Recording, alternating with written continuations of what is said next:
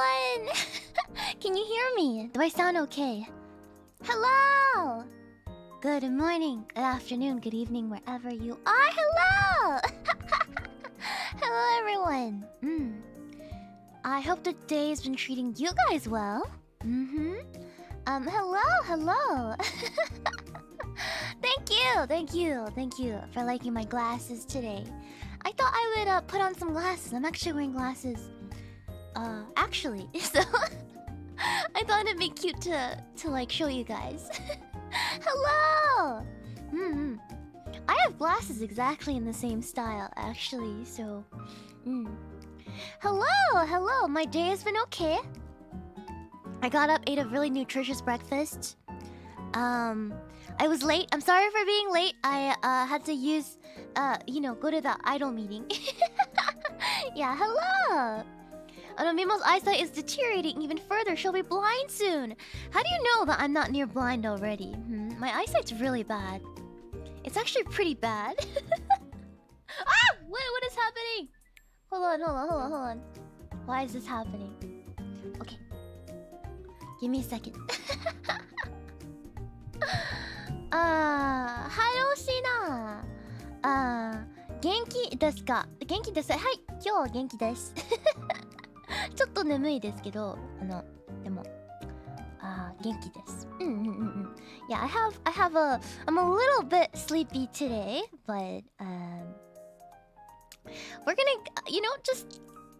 just work through it, what is a day that I'm not sleepy? Yeah, the scissor is alive. Yes. The glasses are for business. Did you get to exercise after last night's stream? Only a little bit. I walked a little bit on my Stairmaster. I think I got shin splints from my 5-hour walk the other day, so my legs were in quite a bit of pain. So I think I'm gonna ice them today and just do like ab stuff today instead of doing leg stuff, cause yeah, my bones are very brittle, so I strained a bunch of things on my lower legs. Yeah, so I have to wait and ice them and just do upper body stuff for a little while. Yeah, I don't like upper body stuff. Is that weird? I like leg stuff. I don't like upper body stuff, but that's okay. I'll do a little bit of that today. Yeah, cycling through muscle groups is important. It is important. Yeah, I mostly do cardio these days. I don't have enough energy for weightlifting, but I'm working on the booty. Exactly. So today, what's on the menu today? So we have several things that we need to work through. So first of all, we have emotes. I have to finish these. Maybe we can color in a few and just like upload a few today. And then we're also going to draw some outfits I used to wear at the office before VTubing about a year and a half, almost 2 years ago. I was a lead at a really big tech company on a really high visibility project, and yeah, I wore fancy business stuff every single day.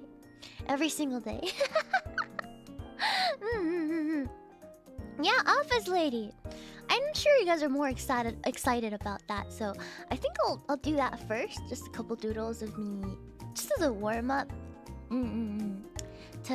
Yeah, fancy. Yeah, it's just a little tough sometimes being on a high visibility project, because although they say the office is casual, you want to dress business casual, especially if you're going to be in a lot of really big meetings with like higher ups. If you notice that, your CEO, your supervisor, and a lot of CTO are dressed business all the time, or business casual, you should match them. So this is rule number 1. If you are working with really high-level executives and you see them a lot, you should work to be presentable every single day. Conform. Well, it is wagey code of conduct, right? So unfortunately, yes, you will need to conform to a certain level. when you are away. So let's go ahead and draw like a base for our. Does high heels kill your feet? Here's the thing. Here's a misconception about high heels, right? If you want to be taken seriously in the office, you do not wear high heels past an inch or two. You do not wear super high heels, no stilettos in the office. At the highest, you should be wearing a kitten heel. You should never wear super high heels. That's only stuff you see in movies and porn. And also, if you're working at like a fashion sort of editorial place, if you're in the fashion industry, then I can see how that would be a little more acceptable. But for a woman, if you want to be taken seriously at the office, you do not wear super high heels. Yes, yeah, no stripper heels. You do not show your toes. No toes. No heels past 1.5 inches. So that's just a tip for you guys. What you see in movies is not real. So what kind of porn you watching for those heels? There's a lot of office porn, I feel like. And all the ladies are in stilettos. You never wear those. You never wear those in a business setting. Just ever. Ever. No toes. You cannot show toes. At the office. It's not like you can't. You could.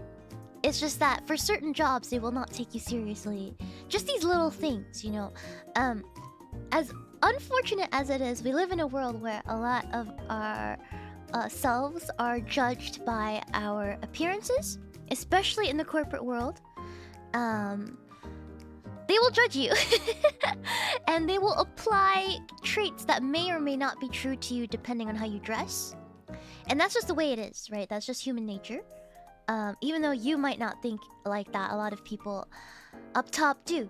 Because they don't have the time to get to know you. So you have to, like, organize every bit of your appearance so that you can get that, have good reputation, look put together, and seem reliable. Yeah, you've been in the corporate world for 20 years. People who've been in the corporate world for any amount of time would know this. There's a lot of casual offices nowadays. I've worked for a couple, but I've always dressed a step up from everyone else. Because if you are in t-shirt and jeans, you are in t-shirt and jeans. You know what I mean? Like for a normal work day, maybe that's fine. Like sometimes, like casual Fridays. But I try not to be in t-shirt and jeans every single day. Because that comes across a different message. You're not like super casual worker if you dress casually. You know what I mean? Alright.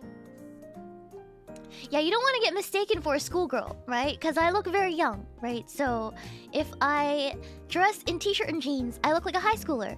And as a lead, you don't want that. I look 16, right? If I look 16 and dress like a 16-year-old, how is my team of 30 going to take me seriously? Okay. So let me get started. Yeah, it's like who's this sassy lost girl? Why is she bossing me around? I'm like, I'm your boss, motherfucker. I had to dress like a boss, you know? It's just the way it is. Alright. Okay, I'm gonna cheat a little bit. We're gonna just draw one base going in, and then we're going to see where we're at. Okay, so guess I can use a mechanical pencil. No, we'll use another pen. Hold on. Sorry if I burp. I just ate my first meal of the day and kind of bleh. Cheating, yeah, we're doing what do you call this? Symmetry tool? Symmetry tool? Symmetry tool. So yeah, I'm just gonna draw out like my face and stuff just to get started, you know? Just to get started.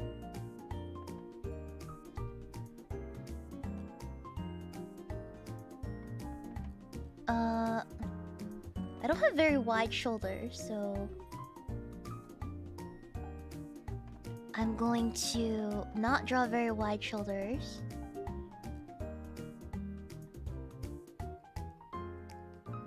You know what? I don't like this flat. I don't like this flat looking sort of situation. So, let me just pull up some poses and then we can practice poses. Hold on.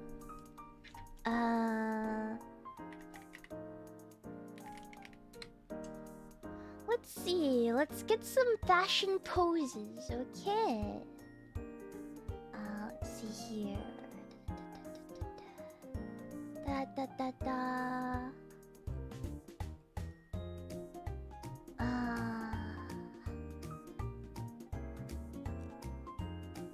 Okay, this one. Let's see. Yeah, this one. Okay. Okay, we'll just go in freeform. So, this outfit I'm gonna show you is something very typical of me that I wear in the office. This is for most. I think I rotated like 7 outfits. Like I rotated 7 to 10 outfits that I had just for work, and then I would just rotate them throughout the week. So I didn't have a lot of laundry. I lived very minimally while I was in OL. So I guess I'll show off my first outfit.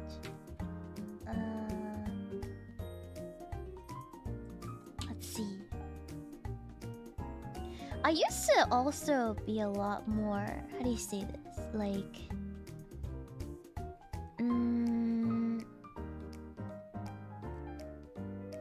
like a lot more high maintenance. Like I spent a lot of time on myself. Every morning, the upkeep to look good was quite a lot. It was quite a lot. I don't know about you guys, but I spent like 2 hours in the morning getting ready, among other things. And like, it was quite a pain now that I think about it. I can't ever go to that life ever again. I feel like. Yeah.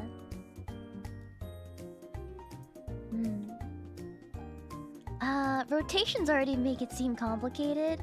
It's not. It actually simplifies it. Otherwise, you'd spend all morning not knowing what to wear, which is a waste of time, especially if you need to get to work. My commute was like 2 hours every morning. So there was no time to dilly-dally. You had to know where you were going. You had to know what you were... Like, you had to streamline anything you could, or else you'll be late. You know? I respect your struggle.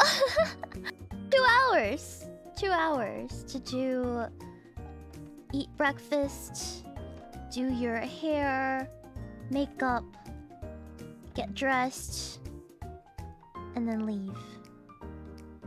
I was also responsible for my younger sister at the time, so I had to make sure she had food for the day too. So I would get up early and make sure the food for the rest of the day was portioned out, and that my lunch was packed. Yeah.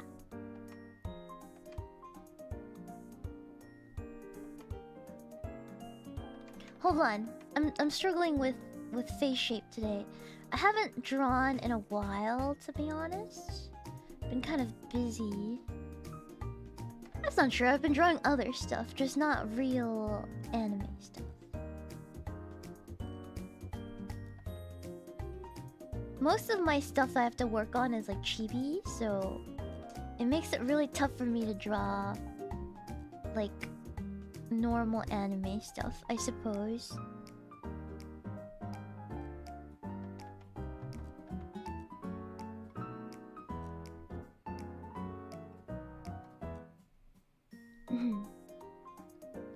Props to you, Shiina. I used to help my siblings get ready in the morning too. Mad respect to you. Yeah, I mean, luckily she was older, so she doesn't need as much care. But I wanted to make sure she had stuff to eat while I was gone. Very important to do that.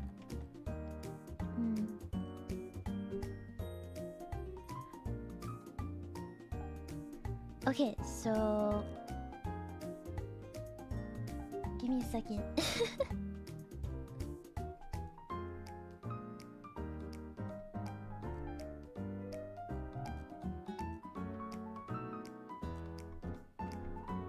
Give me a second while I figure this out.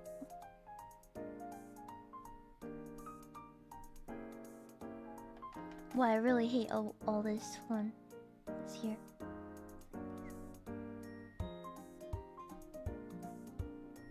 Okay. Hold on. Okay, so the first outfit, I usually wore a lot of, like, skirts. Like, longer skirts. So my hair... Hold on. And always really cold in the office. In my particular office, it was... They always blasted the AC. I don't know, there was 2 offices I worked out of. The first office I worked out of was always way too hot. And then the second office I worked out of was constantly too cold. I was always shifting between 2 locations because of my job at the time. It was just... There was just different offices for different purposes. So... Yeah. But I spent most of my time in the cold office, I feel like. Because most of my meetings were there at the time. So, yeah, I wore like a frilly blouse a lot. And then I had this sweater that I really liked. And it was a little oversized, I feel like. A little oversized. It had puffy sleeves.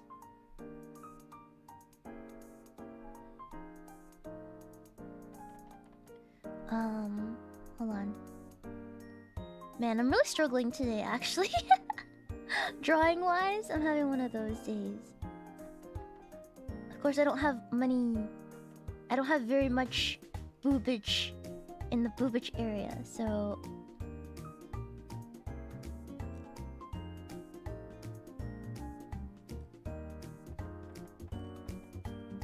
But yeah, I would tuck it in. I would tuck it in. I would tuck in the sweater. It was like a knit sweater. It was like a knit sweater. And then it would be... Wow, I'm really struggling today. Hold on. Drawing skills not happening today. Not happening today. I might have to do a base. I have some of those days. I don't know if you guys have those days, but I have days like today where I really just should not pick up a pen. I should not pick up a pen today. Sometimes I could draw freehand, but today, no. Why kill the face? Because I hated it? Hated it. It looked okay, it just didn't look good. You know, it didn't look good. Can't draw body today. Stop questioning me, guys. Why are you questioning me? I did not sleep well, no. My legs hurt so bad. My legs hurt so bad. You guys don't even know. I had like really bad leg pain.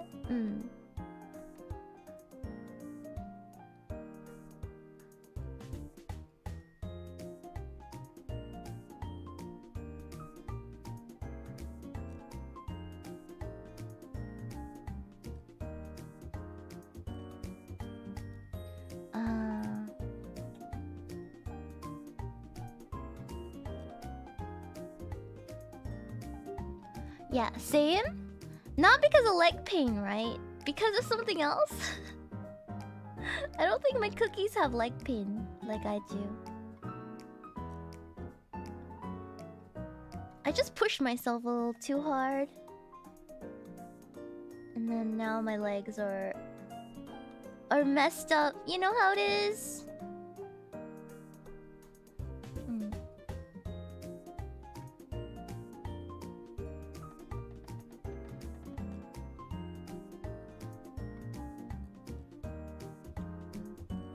Should never do that again.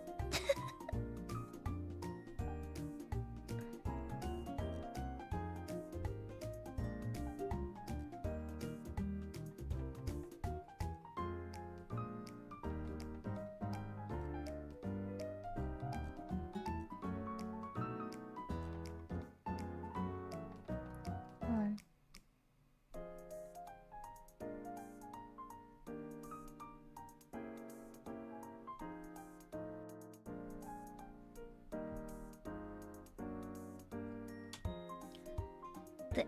Alright, there we go. We have... There we go? Okay. At least you didn't skip leg day. It was just a walk. It wasn't even really leg day. It was just a walk. You guys are... It was just a walk, guys. I don't know why you guys are... Leg day. Sometimes you just exercise by taking a walk. You know, you're not... like focused on anything.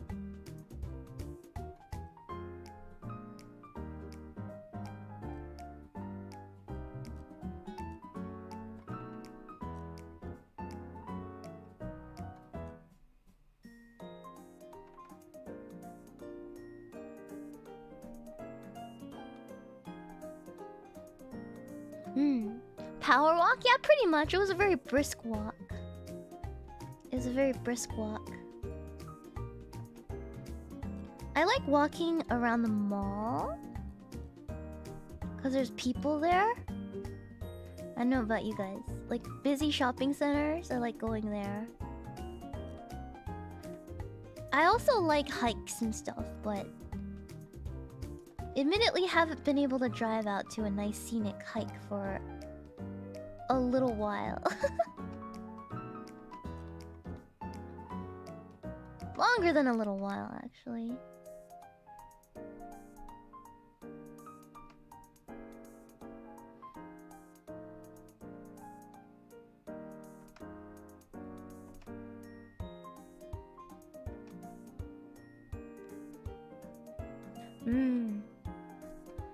I do enjoy the outdoors. I used to go hiking a lot more.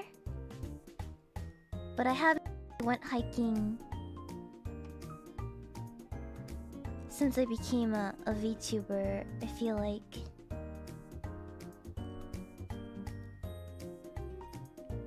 I don't get that many opportunities to go out on the weekends, because usually when my friends are available, they're like... Because they work normal jobs, right? So... they would go out on the weekends and they would invite me out, but... I wouldn't be able to. Because I have to prep waiting rooms and... all that jazz, so... I'd rather just not go out. And make sure everything is prepped for the next week. Too busy gaming. No. Not at all. I don't spend a lot of my free time gaming. I don't know what you guys think of VTubers that we play games all day, but... we don't really game in our free time, I feel like. At least for me, I can't speak for anyone else, I suppose. But for me, I don't really... It's hard to find time to game. For myself. Like, most of my days are kind of filled with planning or getting enough rest.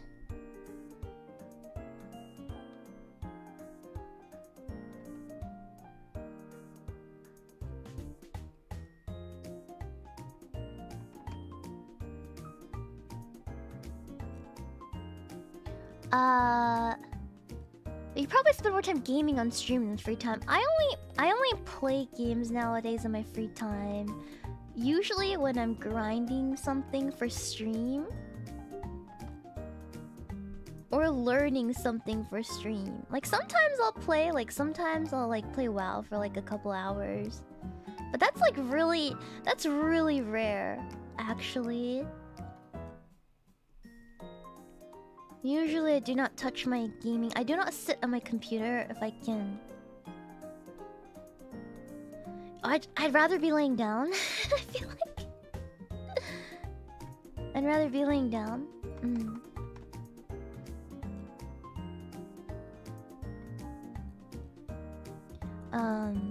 Because if I'm at my computer, it feels like I'm working. It feels like I'm working, you know?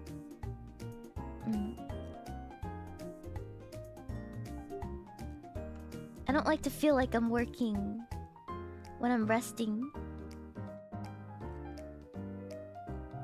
And for my hairdo, there are several I would do, but the easy one I do is I pull it back into a bun. Like a lower bun. A messier lower bun. Like I'll do 2 plaits on the side too.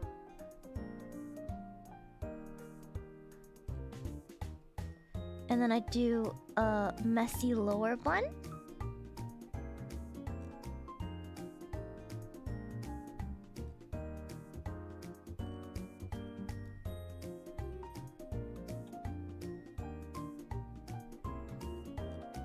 And usually I'd have some sort of like little clip that I put in my hair.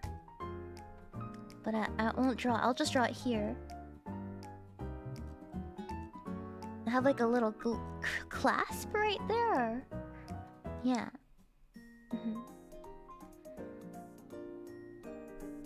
A lower bun and then... No, you do not want to work for me. It's not that fun. Trust me. It's not that fun.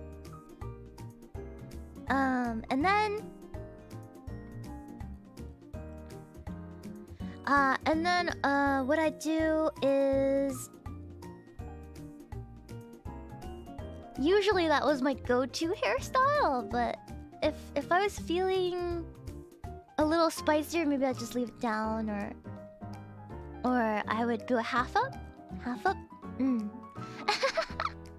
Half up, and then for my clothes I would usually wear, there was a frilly blouse that I really liked, and then I would have multiple sweaters. My favorite one was actually, this one had a tie around it. I had a tie around my front.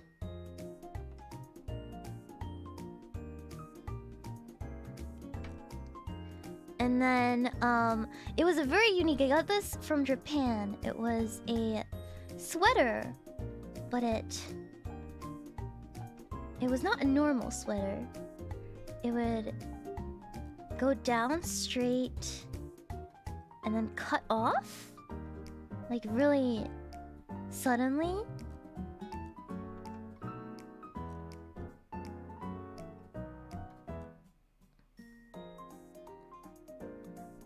And then it would be like completely open on the side right here. Maybe I should draw my arm first to truly demonstrate how weird this sweater was. It was kind of like a cape more than anything, if I'm to be completely honest. I'm just trying to remember like all my good outfits that I usually wore before.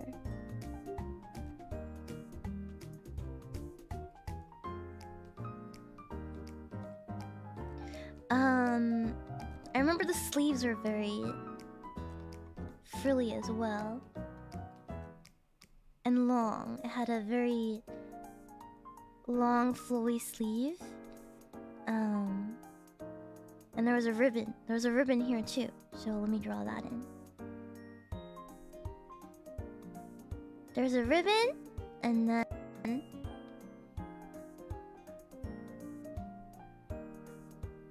my hands would like stick out a little bit.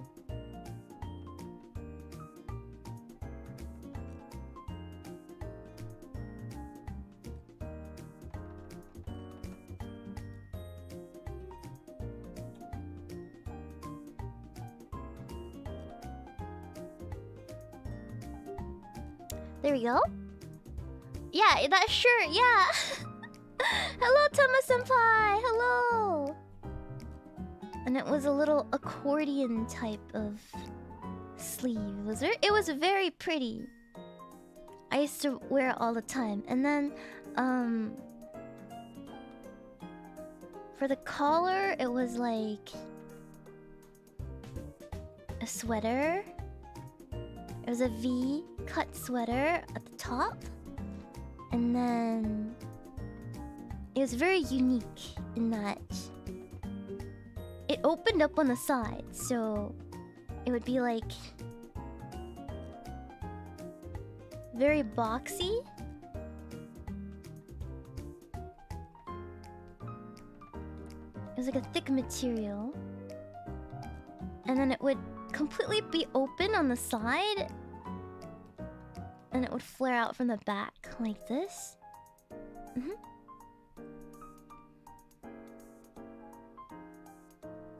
And it was like this brown color that I really liked.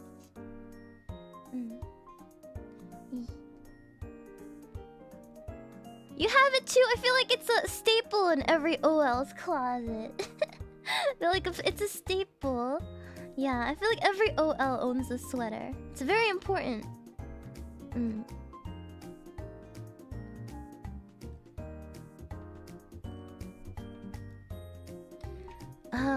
And then from the bottom, you can kind of see I have a very thin waist, so I'd like to tuck in this like skirt, so I would tuck in my blouse, and then I would wear like a pencil skirt.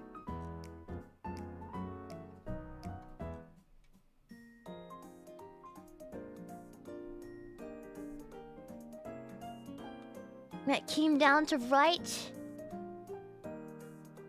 above the knee. I wore this pencil skirt a lot. It was kind of stretchy, so and it had like this rib pattern on it too.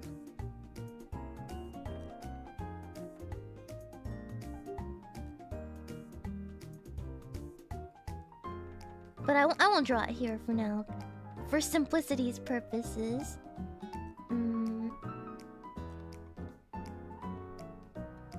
And then for shoes,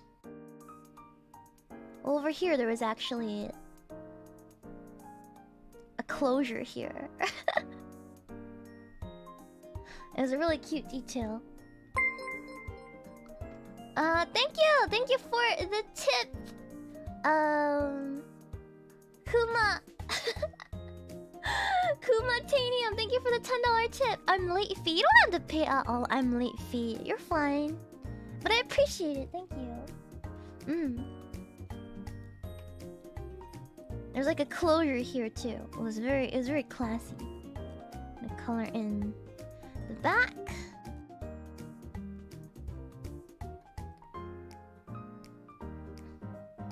And of course, I didn't wear stockings because they caught in things. I was moving around a lot from desk to desk, so I didn't want to wear stockings because they rip. They rip, so I didn't wear stockings. But I had these shoes. So remember what I said about office lady shoes? Office lady shoes, you do not wear heels in the office unless they're kitchen heels. Unless they're like teeny tiny, you can wear a little bit of heel. You should not wear tall heels in the office. Well, I know there's some workplaces that will be more appropriate for, but for the most part, you do not wear super tall heels in the office, despite what some people might think. So I had these mules, and I really am a fan of pointy shoes. So I wore these pair of pointy mules. If I can draw a foot shape. God damn it.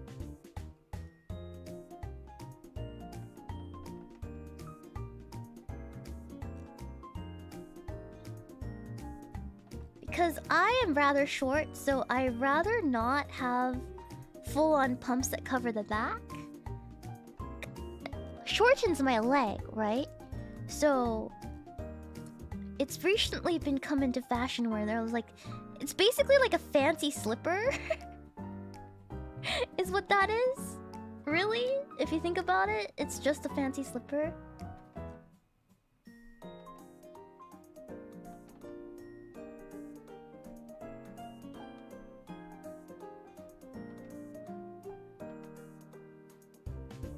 With like enough, it's like it's made of leather, and then you would have like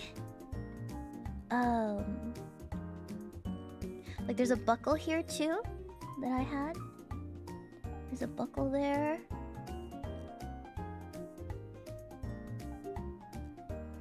And then if you were so happy about it, then you can also wear like little socks that go up to here.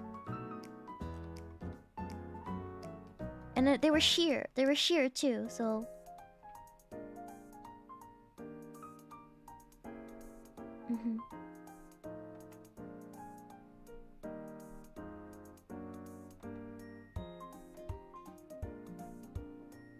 So yeah, I guess I didn't wear stockings, but I wore a lot of sheer socks.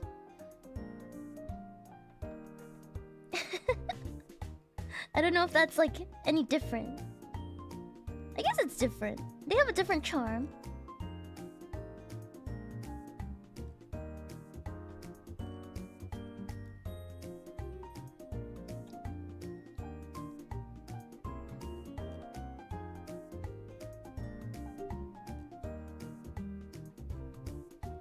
There we go.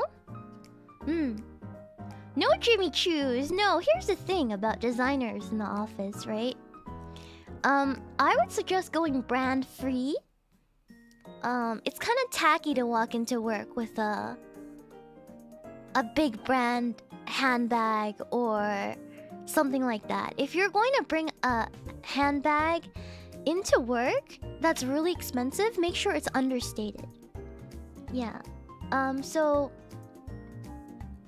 yeah, you don't want to like it's a little tacky to go in with like complete Louis Vuitton bag with like monogram everywhere, right? It just feels like you're showing off, especially if you worked as people's bosses like I did. You don't want to give out the impression that you make more money than them, right? It's bad signaling, right? So you don't want to do that.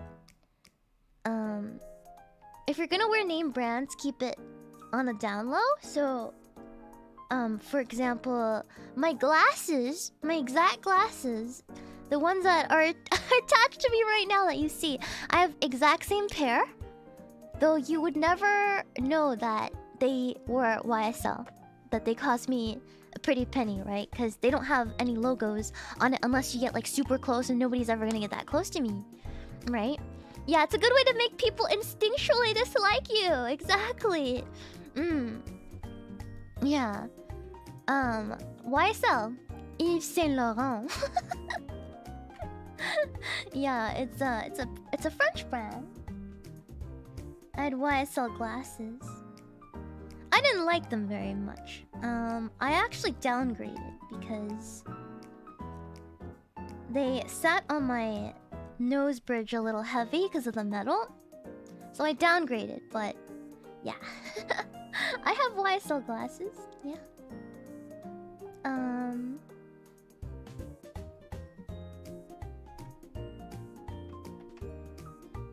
Yeah, so yeah, I wore stuff like this. My audio's cutting again, huh?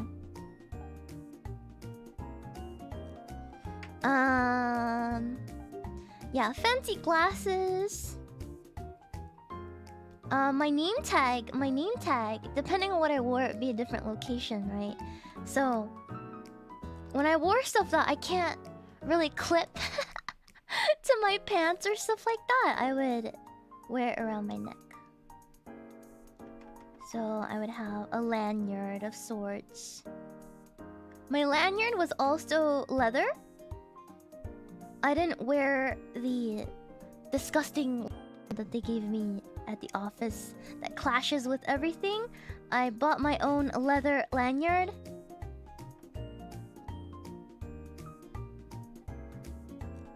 To put my ID in. And you wear your ID around your neck at work. Cause they give you a gross lanyard at the beginning. Yeah. So I splurged a bit and picked up a leather lanyard. Yeah, and it had my ID picture here, and it had Shiina on it. And then the color was color coded to see what kind of clearance I had. I had pretty high clearance, so that was cool. It was cool wearing a badge around. Yeah, I had pretty high clearance, so there's that. Yeah, so that's outfit 1. I made myself a little tall, huh? Clearance, yeah. So if you work at tech companies, you typically have different security clearance. So there's like different levels. So if you just get in as like some workers can't get into like the top secret areas where stuff is being hidden from the public. Some meeting rooms you can't enter, some areas you can't enter, depending on your clearance. Yes. Yes. Yeah. Yeah, exactly. It basically, you guys watch enough movies to know that there's different types of clearance depending on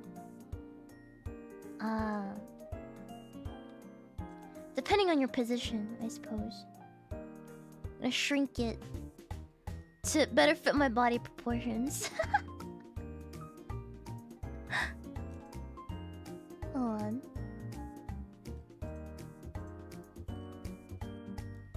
I default to different body proportions when I'm drawing, so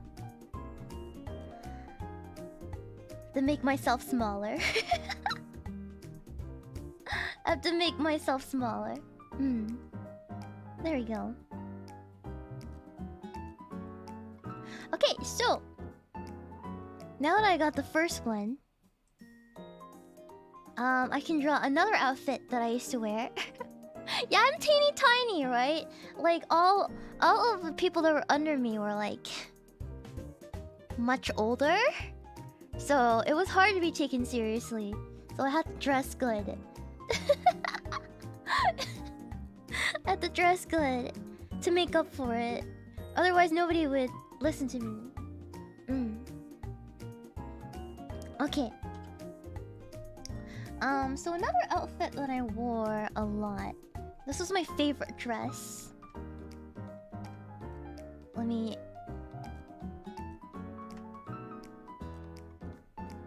just draw out the ruff. The ruff. So there's a lot of dresses that I wore actually, because dresses are easy, right? One piece, you put it on, you leave the house. Like my absolute favorite, like honestly.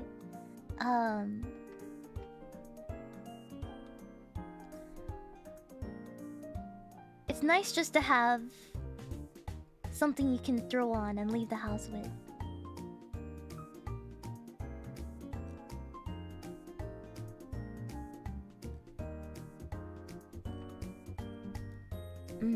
If people don't take you seriously, you need to hire some hired goons. I'm between goonings if you're in the market. No, I mean I no longer work there. I no longer work there. Yes.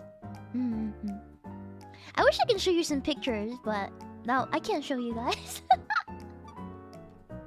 I can't. That would be very yabai. I have a lot of...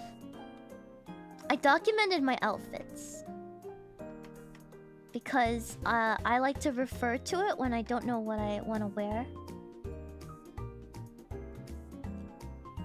I'm like, oh yeah, I remember I wore that a couple weeks ago. I'll wear it again.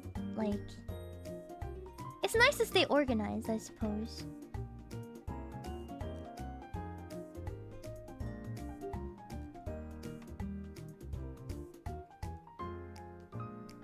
I took my job very seriously. I don't know if you guys noticed, but I took my job way too seriously. Everything from dressing up to the job itself. I overworked myself a lot, but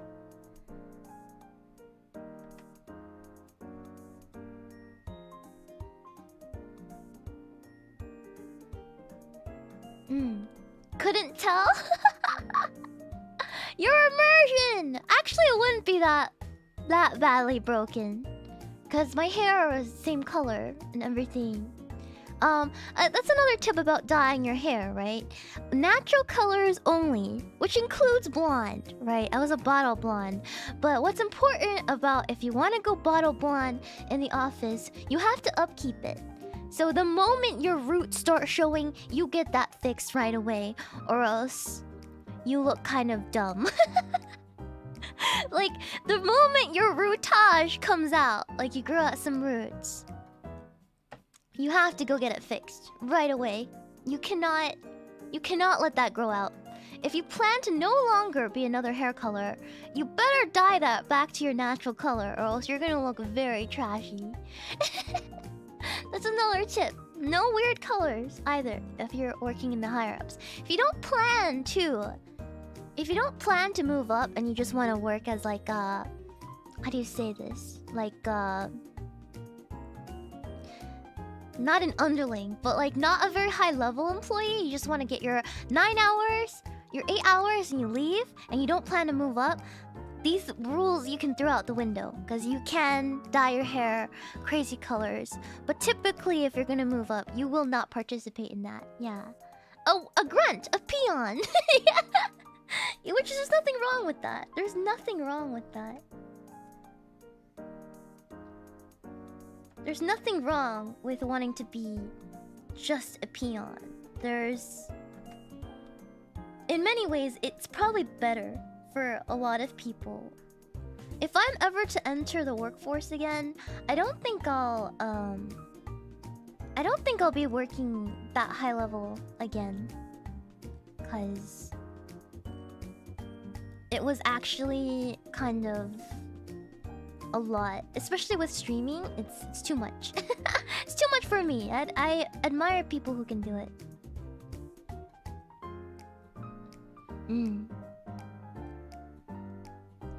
But I certainly wouldn't be.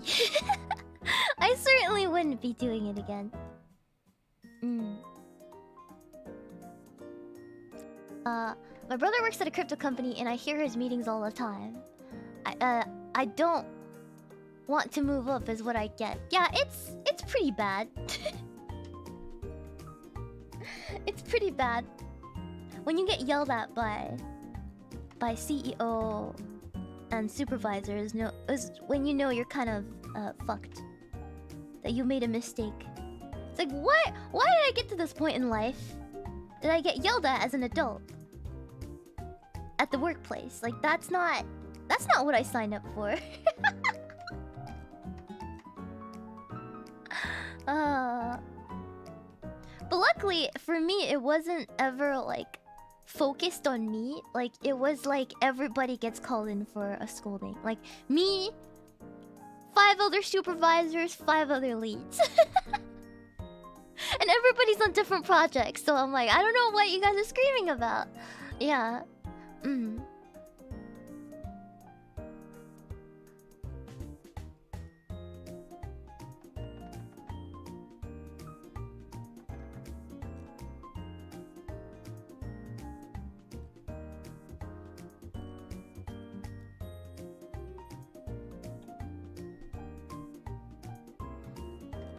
Yeah, exactly. You suffer more for very little pay. You gotta consider, like, are they paying you enough? So there's several things when you're considering a promotion at work. there's things you gotta consider, right? Is it worth, like, let's say they give you double the amount of work, but they bump your pay up by 1 extra %. Is that worth it? It's not, right? You'd rather just stay a peon, not do the more work for your current pay, than to do a bunch of more work for 1% in a raise. You know, it's trash. Like, why would you do that, right? Sometimes it's just not worth it, you know. But if you're just starting out in the workforce, you don't have a degree, you kind of have to take it in a way, because you don't have the degree to back you up. You have to go in and build up that resume and maybe work that terrible job to get a better job in the future, because you don't have the credentials to back you up. You have to make those credentials. Yeah. Which, you know, it is a drawback if you don't go to college. Like, that is something you kind of have to stomach. Yeah. Yeah. So if you have a degree, I feel like you have a little bit more like leverage in terms of, okay, I have this degree, I can kind of fall back on it when I want another job. But if you don't have it, you kind of have to go through a period that you're working terrible jobs to make ends meet, and then eventually use that experience to get a better job. Yeah.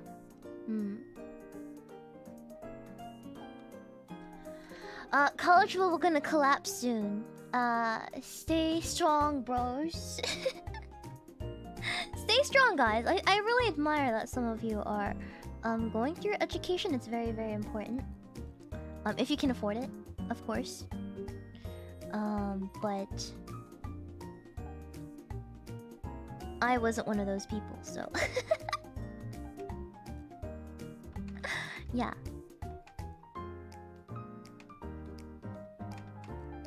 Can't draw faces today. I'm really struggling. Having a potato hand sort of day today. I've been having a lot of those lately. I think the more tired you get, the more potato your hand decides to just be. See, it looks so fucked up. Hold on. I think I'm just gonna draw 3/4 faces today. This usually is very fast, but today, quite not the case. Quite not the case.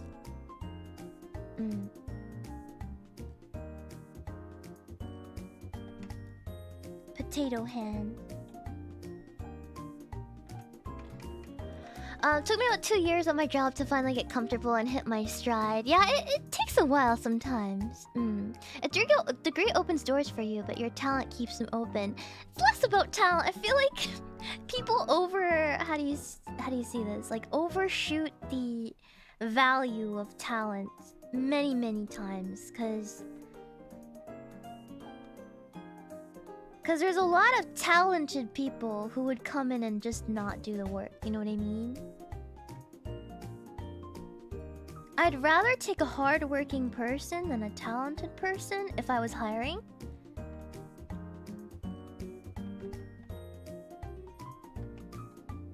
Which I did hire before. I was a hiring person.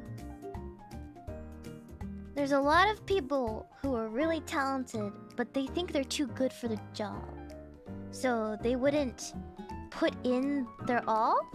Or not even their all. I don't expect people to put like 100% into a job, because that's not like realistic, right? But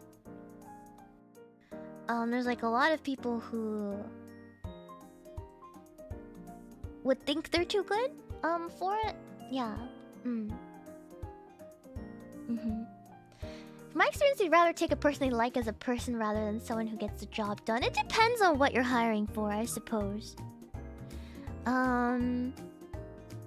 So for like the base worker, like the workers that work under me, I'd rather have somebody that gets the job done than someone I like, right? But if I were hiring up, which I didn't really do much of that, but if I was hiring up, they had to get along with the rest of the upper management team, right? I wouldn't want to throw someone in there that would not get along with the upper management, because that would make things stressful for everybody going down, if that makes sense. Yeah.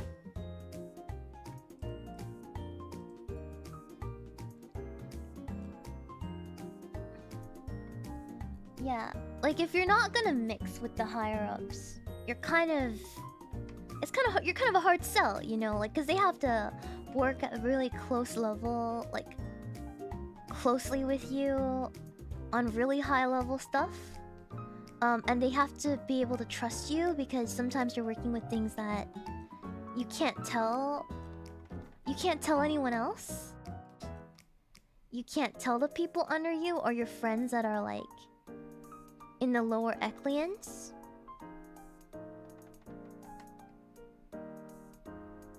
And they have to make sure that you won't like just go and reveal everything that they've talked about. And it's not that they're talking shit or anything. It's nothing like that, but like project related stuff, you know, higher level stuff that people shouldn't know about yet.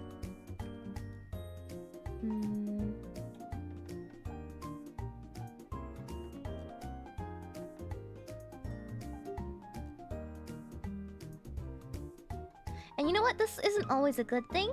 To keep each other's secrets. There's some really toxic things that happen in the office that people don't talk about because of this. But it's politics, right? You're not really there to change the world. You're there to be a good employee. If that makes sense.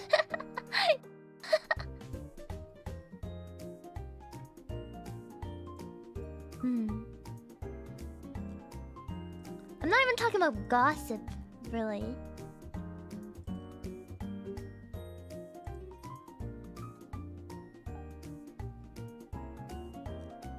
That, try to stay out of completely. Don't participate in office gossip. It will bite you in the ass.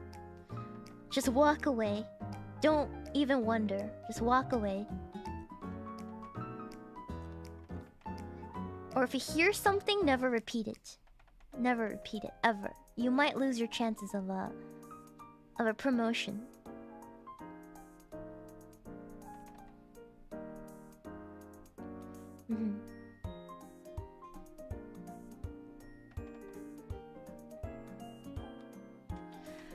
Keep it professional, yes, keep it professional. I think gossip is especially bad when in an open concept office. I feel like most offices are open concept now.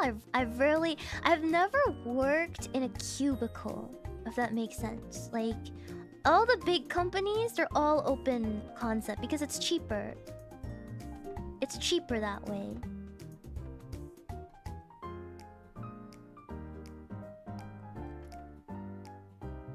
They say it's like better for the environment, for the working environment, but no, it's just to save money. It's just to save money. I would have a cubicle open concept any day, but yeah, no. They were like, no, it's worse. It's more collaborative. Like, nobody cares. Nobody cares. Nobody wants this. Stop feeding us lies. I'd do anything for a cubicle and some peace and quiet. As a lead, having an open concept means you're always available to whoever had a question. And yeah, that's a good thing. I was always answering questions. But man, did it make my work hard sometimes. Like, I'm not available right now. I have to be at this thing. I have to call in to this thing. I can't always just be here. But open concept made it really, really hard. Really, really hard. Yeah. Exactly! People can't directly cough into your desk. I would really rather work in a cubicle. But that's just my, how do you say this? Like my...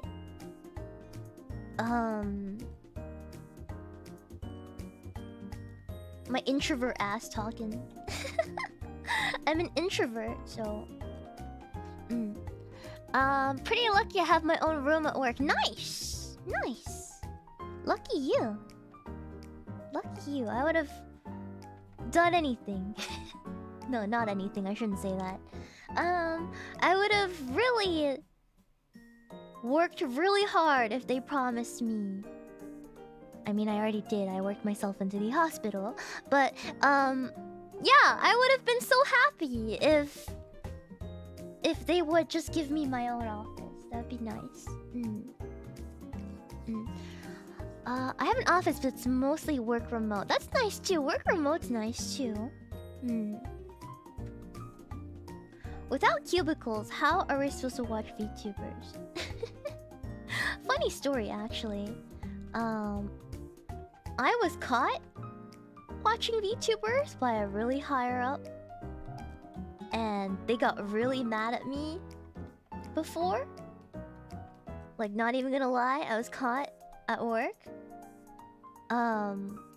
But all the higher ups like defended me because I was one of the best performers on the team. This is when I was just a peon. I was one of the best performers on the team. So they're just like, you know, you can get mad all you want, but she's like one of our top. She's like one of our top. And I was like, yep.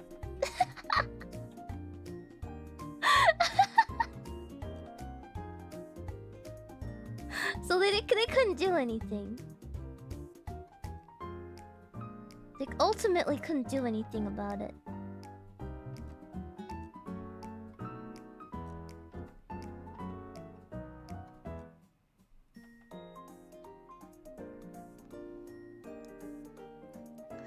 I can feel the smugness. Yeah, the higher brass really like me too. I think that is... well, for the time being, I guess. When things were going well, yeah, they really liked me. But... you know... it falls apart. I'm not gonna get into it, but things got pretty bad. Things got really, really, really bad at some point.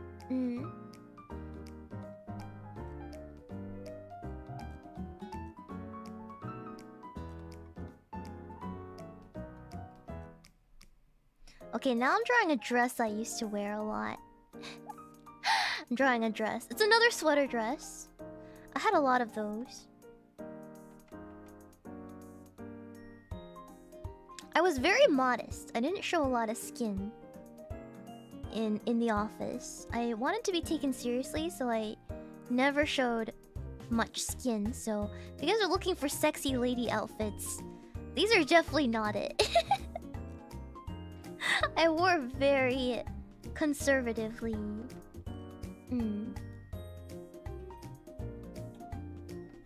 It's important. It's important.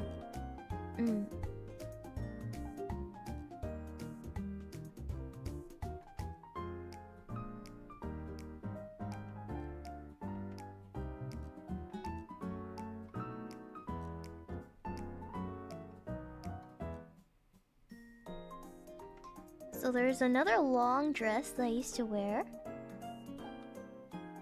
And it was very... it was a loose dress.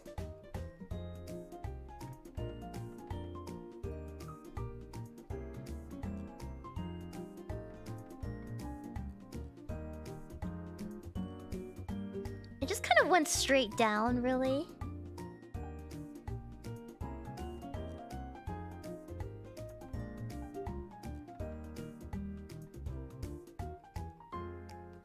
And I think it ended right below the knee.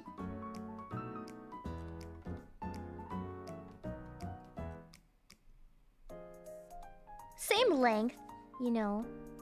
You don't want to spend... You don't want to seem too... How do you say this? Too sexy in the office. You don't want that. That's a bad thing.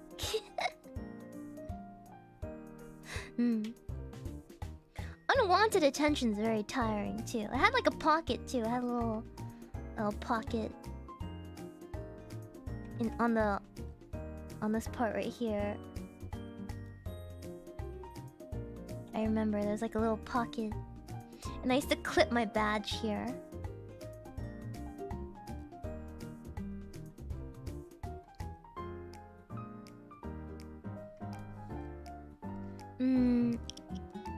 Doesn't distract others from their work? Yeah. I had a guy on my team, and he wore an Amanogawa sweater to work. And don't be that guy. That is not very based. Don't do that. Don't do that ever. I don't know why you would do that if you're aiming for any sort of promotion. Don't be that guy that wears an Amanogawa sweater at work. I've seen it all. Like, if you do that at work, you think your higher up will recommend you to that promotion? I don't think they would. I don't think they would.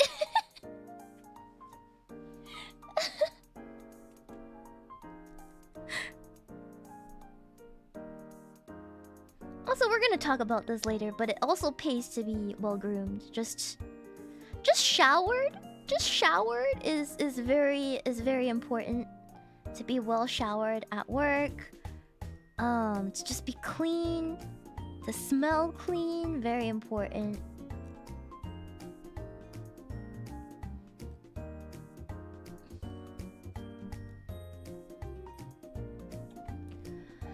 No stinky, yeah. Sometimes office, it's very apparent if you're stinky because the ventilation isn't always the best. Depending on these offices, from my experience, they aren't always very well maintained. The ventilation systems are kind of lacking. So, if you smell bad, you can be sure that your higher-ups are smelling you too. Everybody's smelling each other. Also, if you're a girl, never wear heavy perfume at the office. You do not wear perfume at the office. Do not wear perfume at the office. I repeat, you should not wear heavy perfumes at the office. Yes. If you want to smell good as a girl in the office, you use perfumed shampoo or body wash, but you do not spray on perfume at the office. Wear deodorant. Yeah. Boys, do not put on Axe. Like a crazy amount of Axe. Get something more neutral. More neutral not detergent. More neutral. Just more neutral stuff, okay? Don't go in the office and with smelling like a middle school locker room. Not a good look. Old Use Old Spice, but not too much. Not too much. Not too much. Everything from how you look to how you smell, very important at the office. Peepaw's Old Spice. Yeah, just don't smell like a middle school locker room. It's not pleasant. Sit in meetings all day, like please, you're not doing anyone any favors if you show up like that. The dress was ribbed, I feel like. It was like a ribbed dress.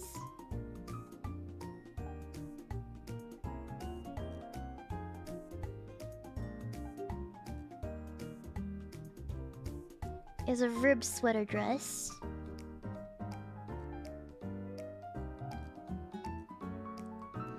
And then for my feet, I usually wore the same shoes. No, not the same shoes. I had a pair of loafers too. So I guess I could draw the loafers.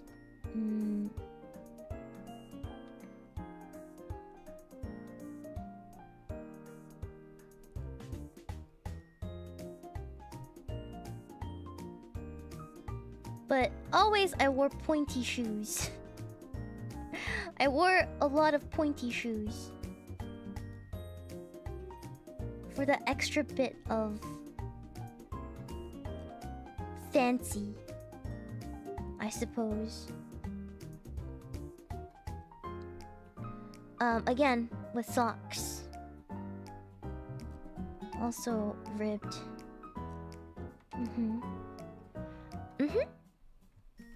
For optimal shin kicking, maybe. Maybe. How did you know? How'd you know about that incident? How did you know?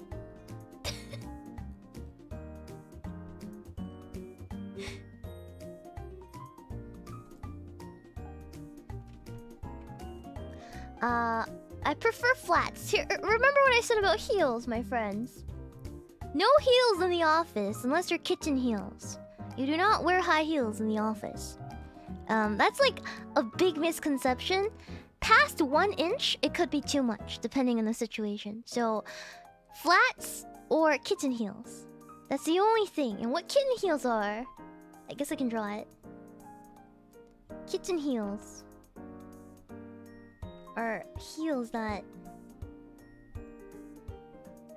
only have like a tiny heel on it.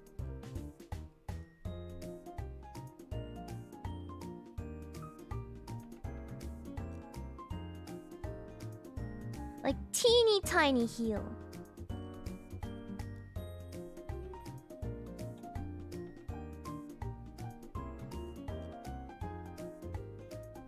Like that is appropriate. Like this teeny tiny heel.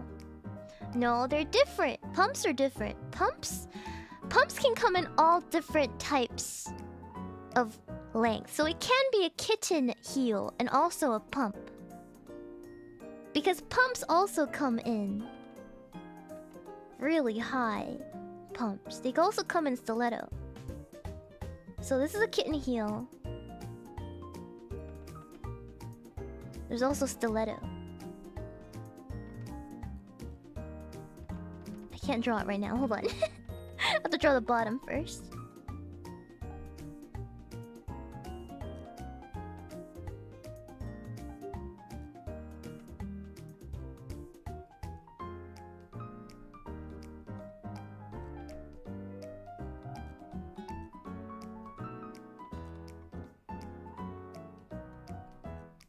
They also come in this length and even more and more and more, right? So you don't want to wear, like, you can't wear this. You have to wear, this is like the largest size you should go to be taken seriously. Yeah. So do not wear your high-heeled stiletto pumps to work. That is not appropriate. You're gonna kind of be seen as a little bit too sexy. So you want to wear kitten heels to work. Very short ones, like under an inch. Yes. Yeah.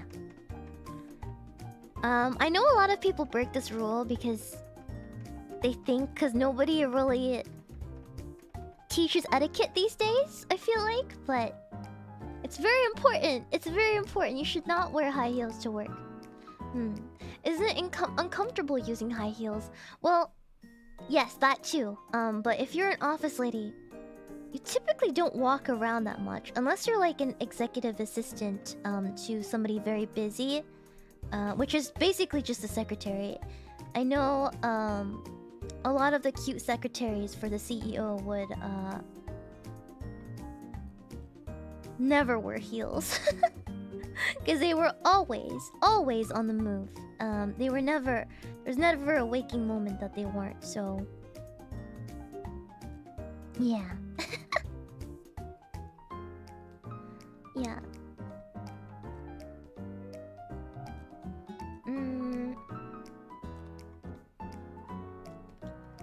Always wear clown shoes. Don't wear clown shoes. Don't wear clown shoes to work. Don't wear your Yeezys to work. Unless you're just, you know, a bottom peon and you want to stay there. Then you can wear your Yeezys to work. Try not to wear sneakers to work unless you're, you know, a peon.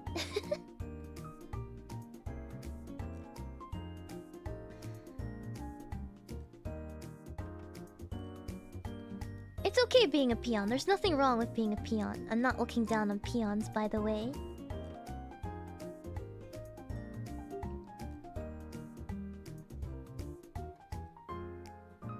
But yeah, you dress for the job you want, basically, is what I'm trying to tell you guys here.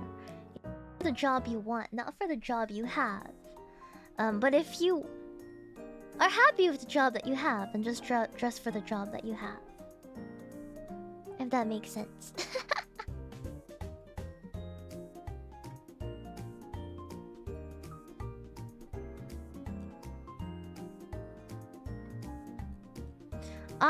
Next time I get a job this serious, I'm going to not worry about moving up. But I'm always going to want to, like, dress relatively okay. Because I don't want to be like that guy, that was like...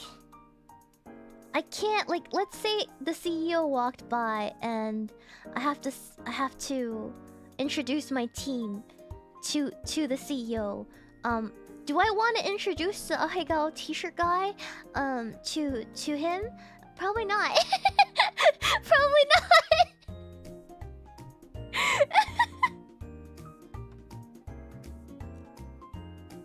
Probably not.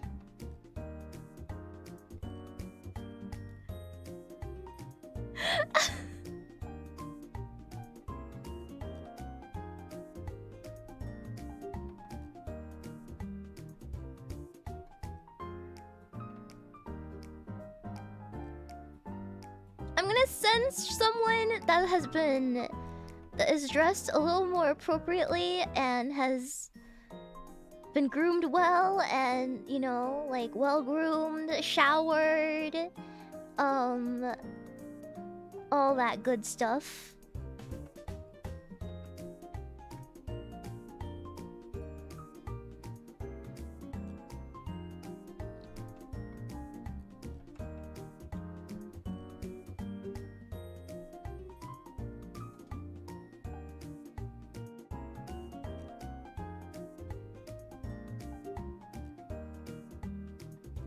Hold on, the neck is a little weird. Man, I'm really not having this art day today. I am struggling. Struggling today.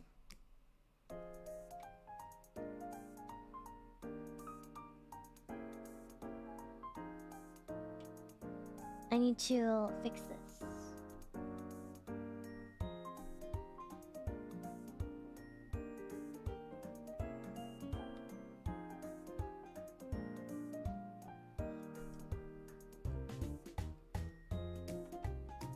I don't think I can fix it. Today, that's just gonna be how it goes. I'll just draw glasses. I'm usually wearing glasses. Because I'm always on the computer.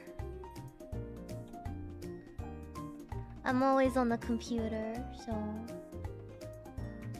Very professional. What's with the Heinz ketchup? It's my beverage of choice, my friends.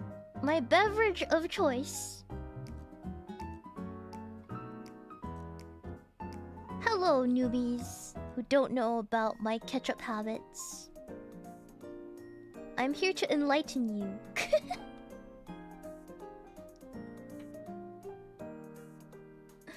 I'm here to enlighten you.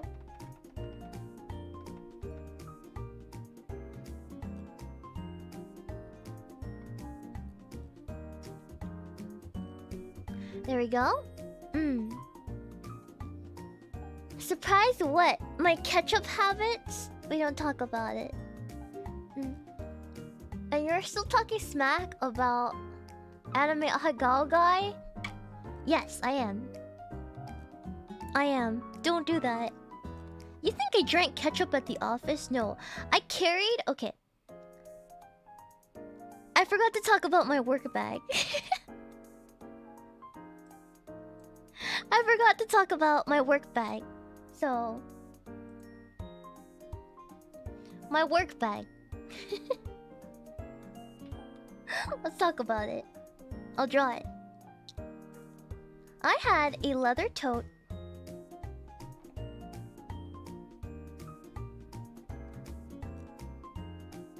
I had a leather tote.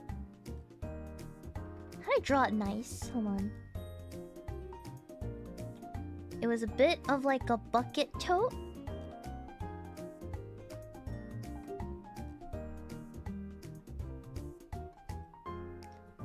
It was made of leather.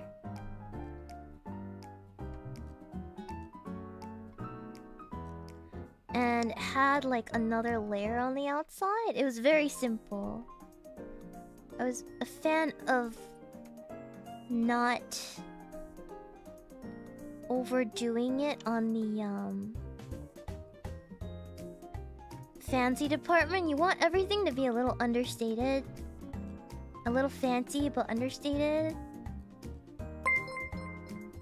So it was a black leather tote.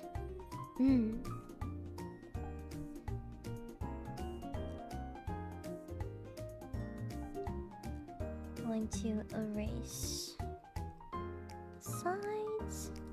I had like pockets on the outside that were also leather. It was just all black. And then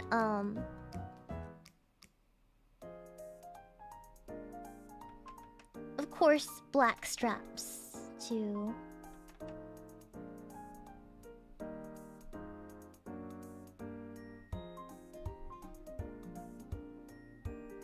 And of course you'd have the stitches on the side right here, but I won't draw them too detailed.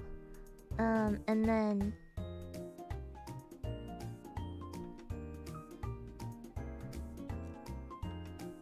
of course the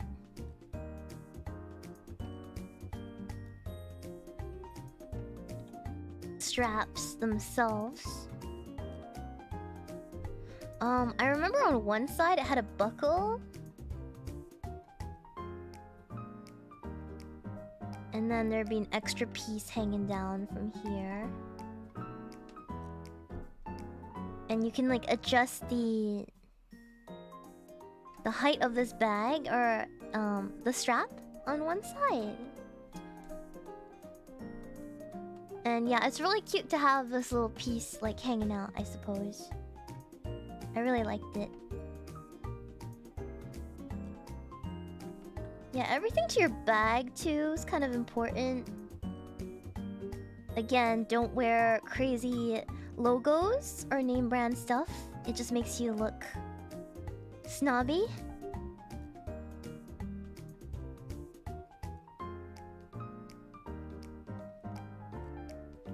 It was like a leather bit. And then inside I had several things. I had a wallet. My wallet was very simple, also leather. I don't carry a big wallet. It was real leather. It had like a zipper here. And it was just a black pouch.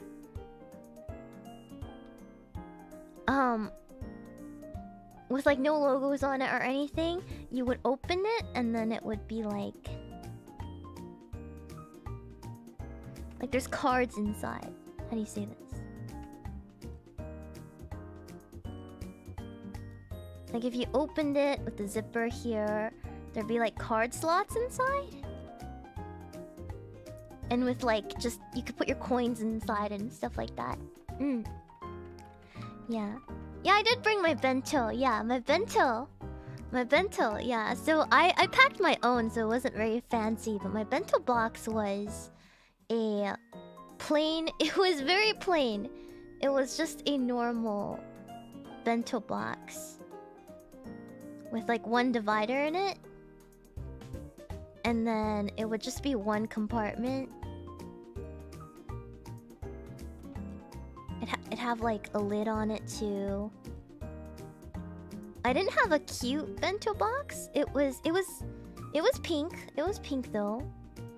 And then there'd be 2 dishes in here. So there'd be 1 dish, 2 dish, and then like rice. Like rice here. But when I carried it to work, I wrapped it up.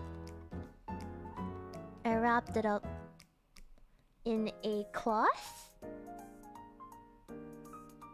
A cloth that I got from Lush. I don't know if you guys know Lush Cosmetics. They're like a soap. The bath bomb place. They sell really cute like cloth there. So I always used it to wrap my luncheon in a little sack. So I would carry that. I would carry that with me. Yeah, it doesn't smell soapy. No, they sell nut wraps like by themselves, like the cloth. Yeah, they sell it by itself. You don't have to wrap your stuff in it. Yeah. But yeah, I buy those because sometimes they have really cute patterns. Yeah.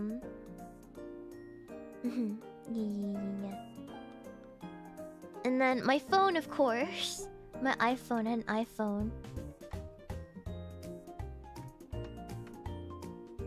At the time, I had an iPhone 10.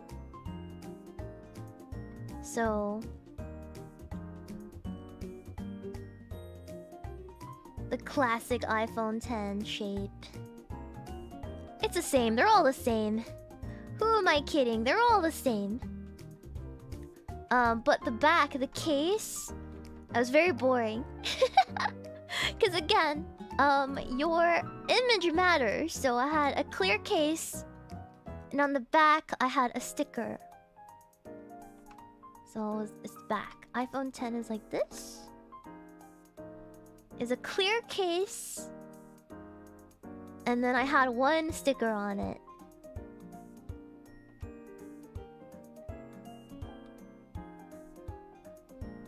It was a Kirby sticker.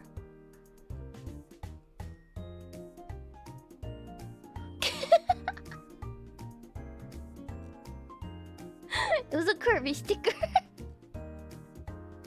Fat Kirby. No, the submissions for Shiina and Ray stream have not been closed. You can still submit it. Yeah.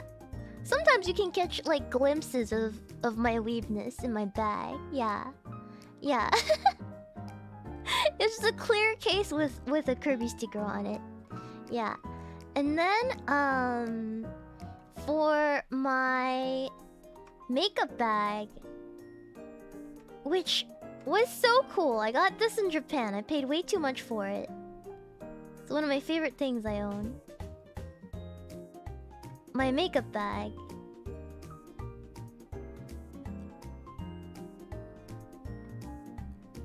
This had cactuars on it. It was completely black. It was black leather, right? It was completely black leather. But on the pattern, if you look really closely, embossed on the black leather,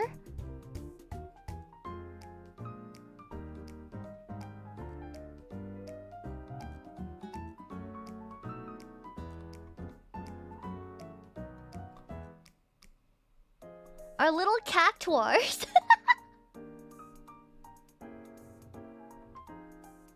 So like, no, they weren't. It was black. It was all black. It was embossed. You know what embossed means, right? Just stamped, like on the leather. You know how there's like a dent in the leather to emboss? Yeah, it had little embossed cactuars all over it. So it was really stealthy and really cute. And when you opened it, the inside lining was green. Yeah. It was very good. It was very good. Very cute. And then inside my pouch, I would carry a travel toothbrush and toothpaste. Cause meetings, you don't... It was in a case. And then your toothbrush would be folded up in here. And then you have a little bottle of toothpaste in there too. So after lunch, I would always brush my teeth. In case there was a meeting. Or if I ate something kind of stinky with garlic, I would definitely have to go rinse my mouth. I had my powder... No, I didn't wear powder because my skin's dry, but I had a foundation case as well. I had a foundation case.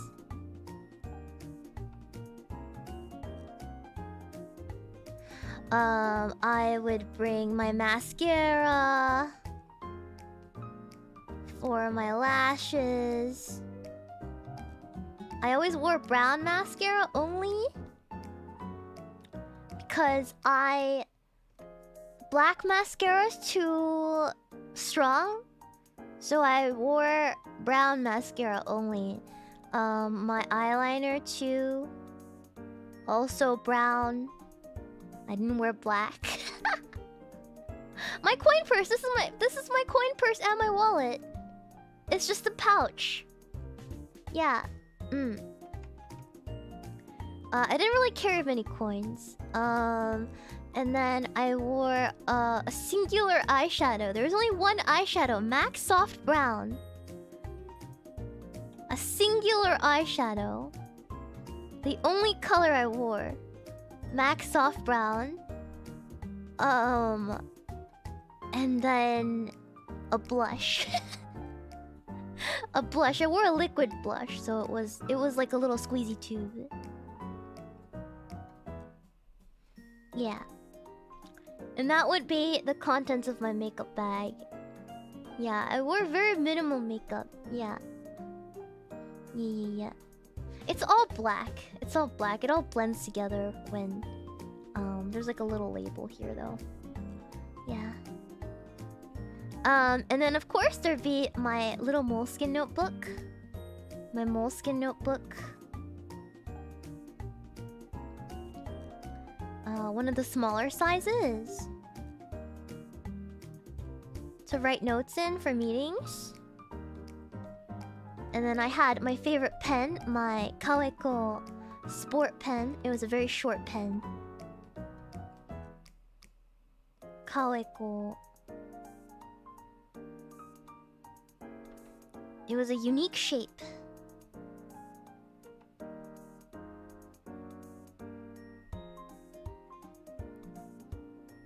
Yeah, I'm a very expensive Kaweko pen. It does click. It does click, but if you have a clicky pen for a meeting, don't click it. If you can't handle, if you have a habit of clicking your pens during meetings, buy one with a cap. Don't buy one that clicks. Yeah, so keep that in mind. I didn't have that habit, so it wasn't a problem for me. But if you are the clicky pen person, get a new pen. Fuck you. Yeah. Don't do that in a meeting. Do that at your desk. Don't do that. And this is the funny thing. There's some funky things I would carry in my bag that a lot of people were like, what the heck? So I wasn't that much of a coffee drinker in the afternoon because it would make me sick. I had to have like one coffee in the morning, but I would not re-up later. And instead, I would drink tea. I didn't like the tea that the office had. So I never left the house without this like Ziploc bag. It was legit a Ziploc bag, right? Like a Ziploc bag of just different tea.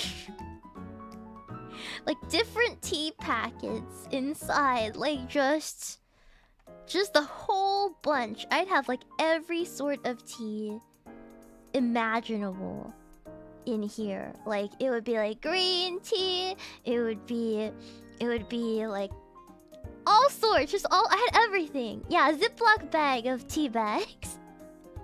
Yeah. Yeah, I had that. And that I carried everywhere. Yeah. Tea. My tea bags. I also had like a little tin case too. Medicine. I had a little tin case in there, I remember.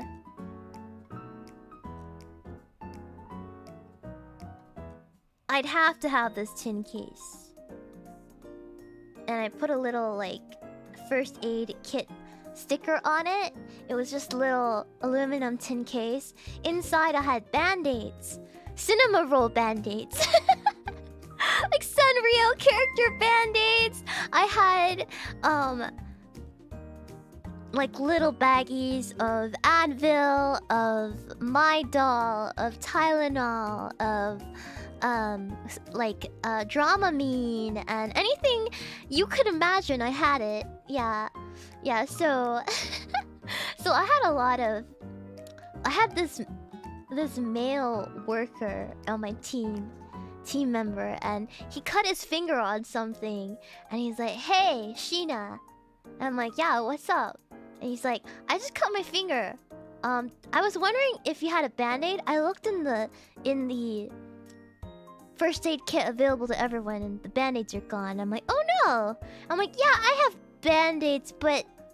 And he's like, "What?" I'm like, they're kind of girly. Is that okay?" And he's like, yeah.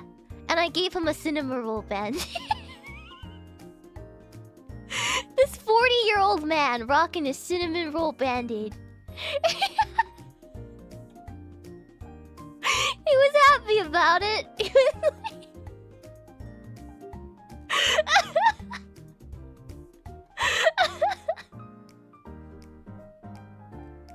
Yeah, he was really happy about it, but...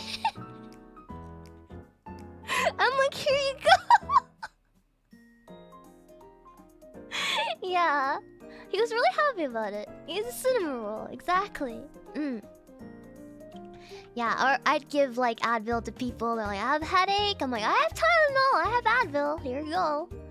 Here you go." And here's the thing that I never told anyone is I have this plushie that I keep around in my bag. I never take him out because it's unprofessional. But sometimes it gets really stressful, and I'll go in my car and talk to it because I'm really stressed or I need someone to cry to. So there's a little bird plushie that I have. He's very tiny. He's a little fat chicken.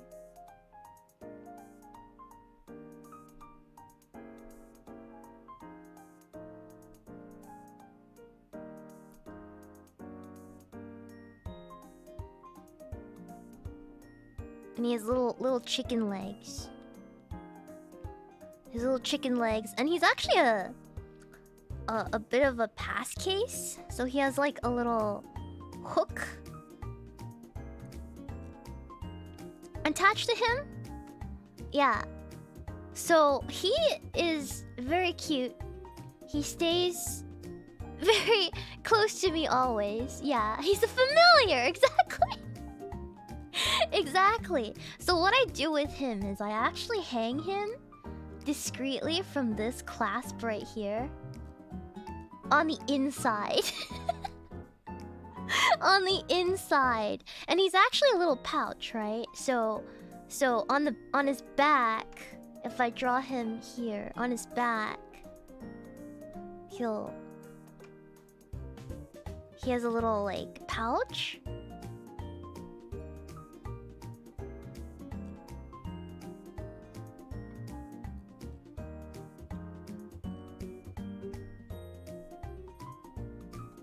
Like, yeah, he has a zipper, right? And inside, I would put candies. So there would be Like my favorite green tea, throat candies, like little throat candies. There would be Halls. There would be like a pack of Halls cough drops in there.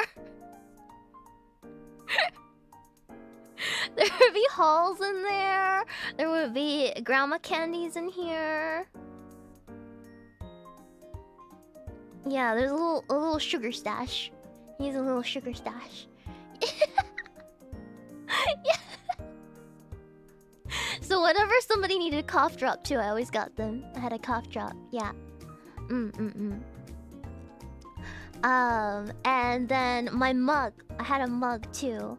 My favorite mug. It was one of those travel mugs with the... It was one of those travel mugs with the lids. Like the lids on top. It was like a coffee mug.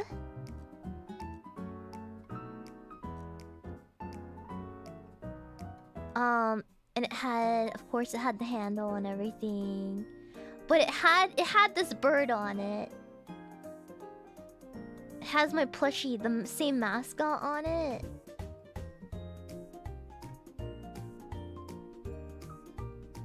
Like, it had him on it. It was my favorite thing in the world. But it was kind of discreet because the whole mug wasn't like colorful. It was beige colored with some white on it. So it wasn't like ostentatious or anything, you know? So yeah, I carried that around too. Just a mini tumbler in my bag, yeah. And all this would fit in there because it was quite big. It was quite big, yeah. Hey Shiina, my flight will be leaving within 15 minutes. Have a good stream! Have a good stream! Yes! Oh, thank you! I'll have a good stream. You have a good flight, alright? Have a safe flight! Yeah. Yeah, it has a lid. It has a lid. It has a lid. It has a plastic lid. That sat in there. Yeah. It's like a tumbler. Yeah, but like a mug. Like a travel coffee mug. Yeah. It's very cute. Yeah. I carried it around so I can always make tea wherever I went. Yeah. Ostentatious, yes. Yes, like very obvious. You don't want to do that, right? So you wanna like carry things that are more discreet, not too colorful. Yeah. And I would carry all of these things in there. And in the front, I would like slot my phone, my car keys too. My car keys are really cool. So I had this hotel style key ring, or it was like this long, like acrylic stick. And it was Coca-Cola. It had Coca-Cola logo on it. Got in Japan. It had like a Coca-Cola logo on it, and then it had like...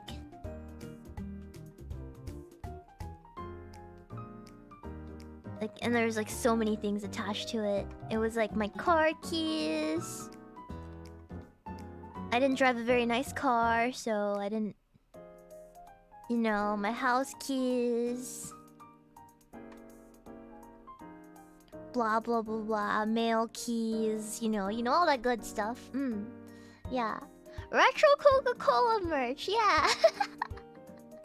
Yeah. Yeah, but my favorite is definitely him. My love. My one and only. I'll take a picture of him later. I think if I had to choose one thing in my bag is him.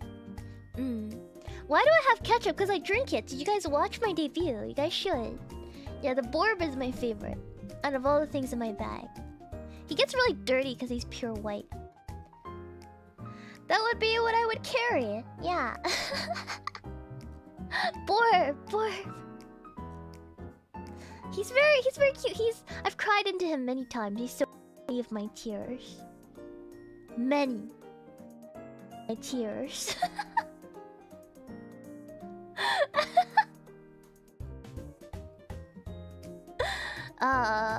Held many candies during my time. Yes, very, very cute. Mm. Very supportive, very supportive. He is friendship, very much so. Tears fuel him? Maybe. Look at that face. Look at that face. What does it tell you?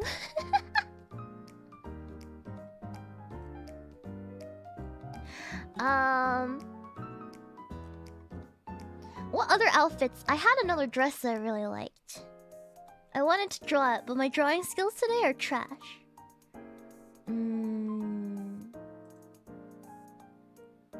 I can try again. Let's get another reference. Let's move this layer.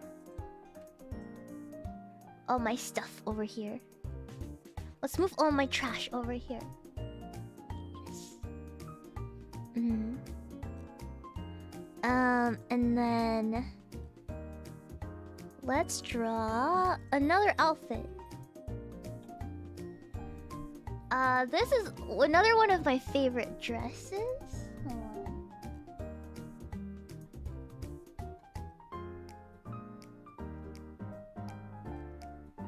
I'll have to draw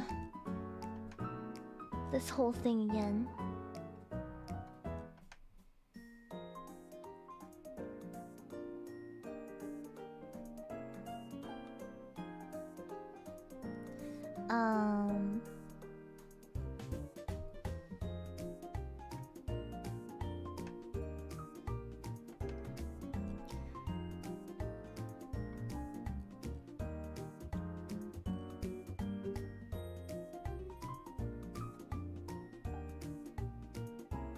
Let's see. It's very vibrant. No, I'm just drawing the base so I know where to put my body. Sometimes I get into these art ruts where I can't draw anything properly.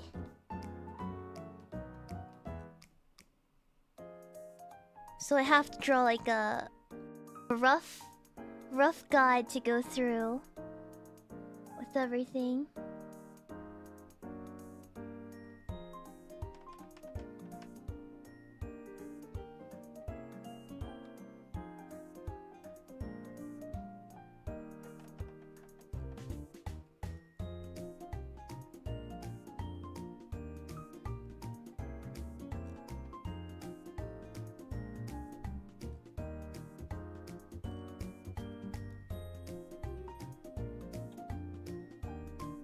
And then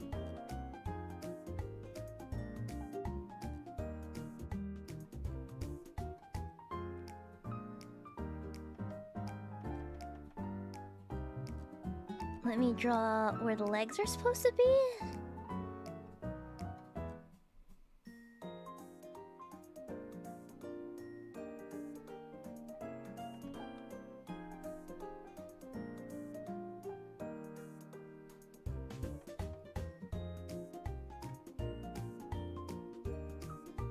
There we go, and then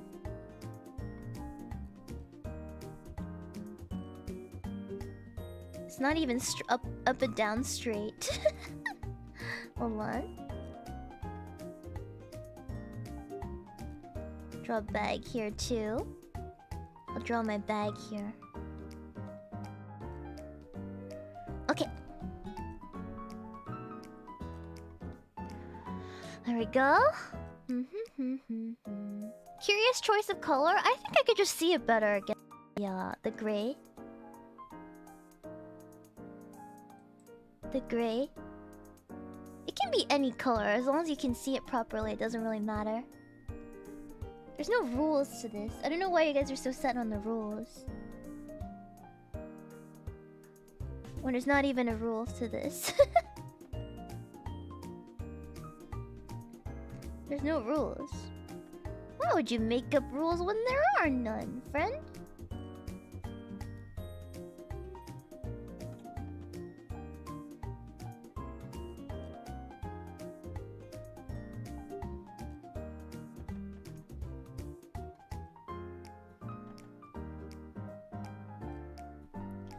Alright, and then I would just draw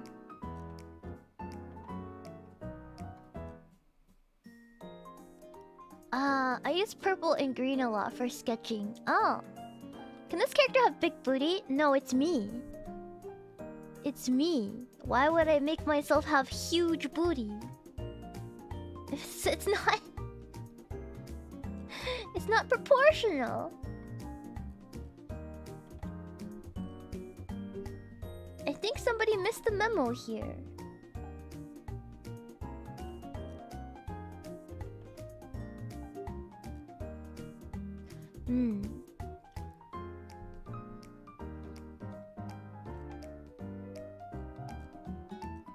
I mean, I have big booty for my body type, I suppose.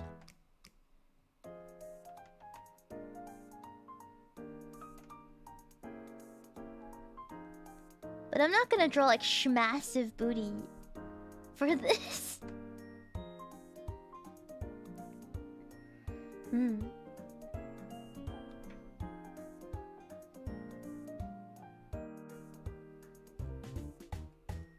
Okay, this is one of my favorite dresses. I want to do it justice, but it's kind of hard.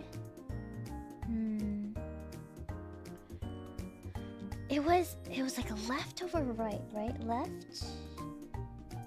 Leftover. Okay, yeah. Okay. Right, so left.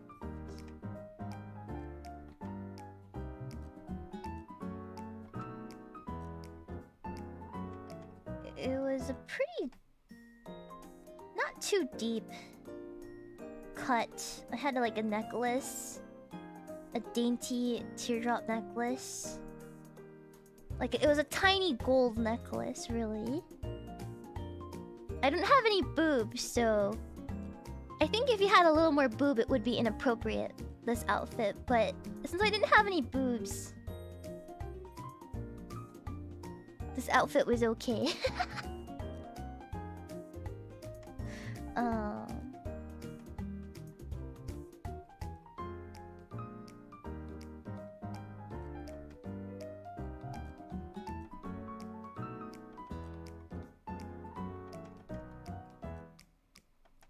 Hold on.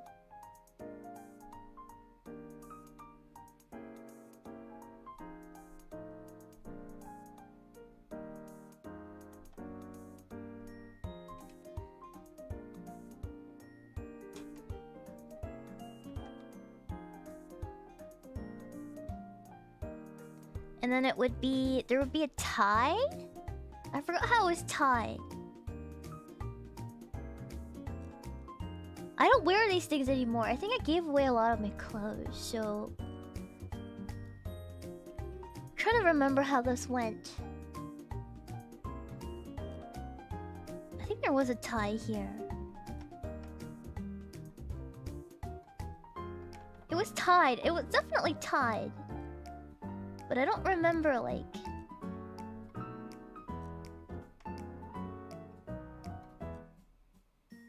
how it was tied? If that makes sense. It was definitely tied up here. And then I had...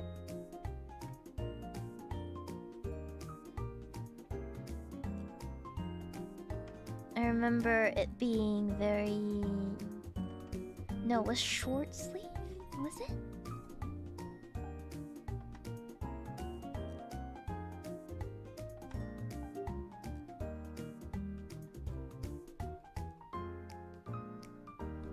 Yeah, it was short sleeved.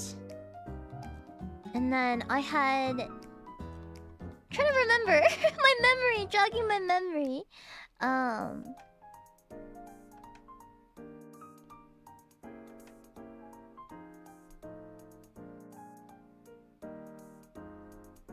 Yeah, it was like this.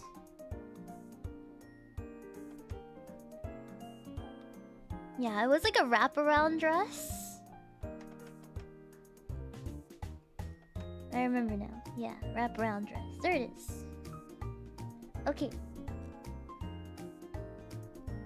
I don't have very good memory because a lot of times I was wearing jacket over this too.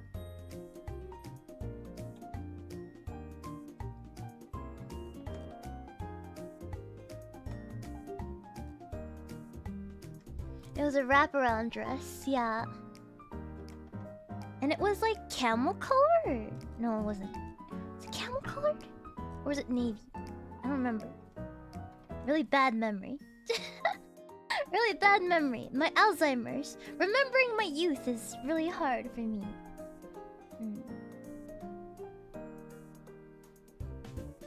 It was like...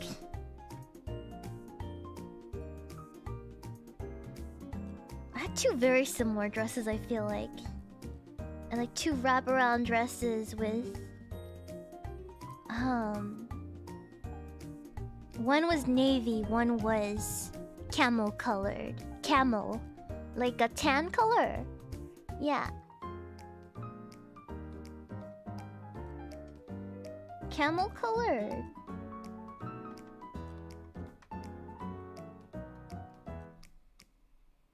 And then I always wore this like jacket.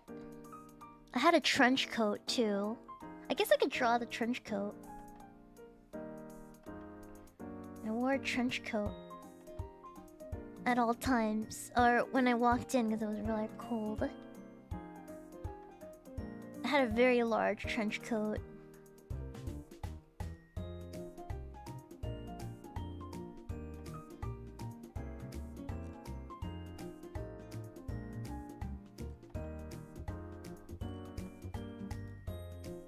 It was a very, very large trench coat. Because I think large trench coats were in at the time that I was working. I don't know if they're still in. I haven't really been paying attention to fashion lately.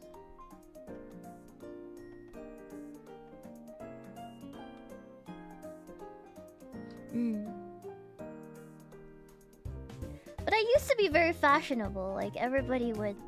I would be the fashionable friend.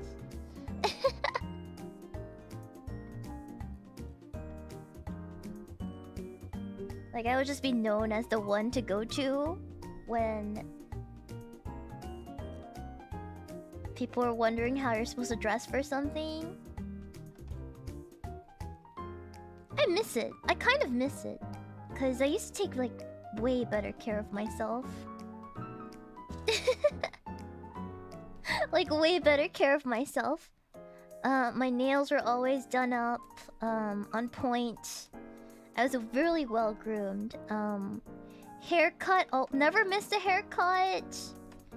I had lash extensions, to take care of.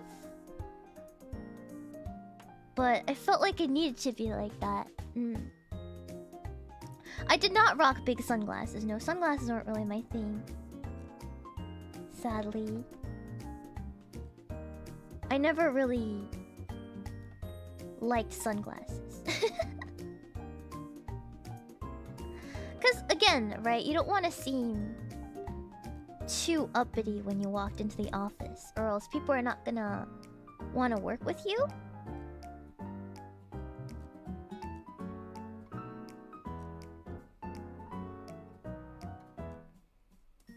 You don't want to seem too overly rich, I suppose. So no branding, no nothing. Yeah. And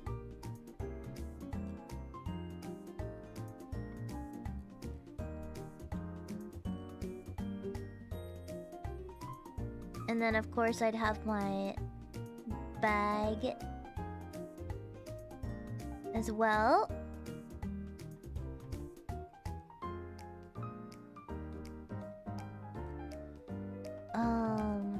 Probably behind me now that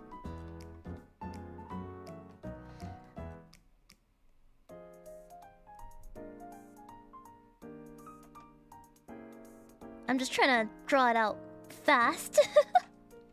Fast now. And then my hair would be... I always had bangs.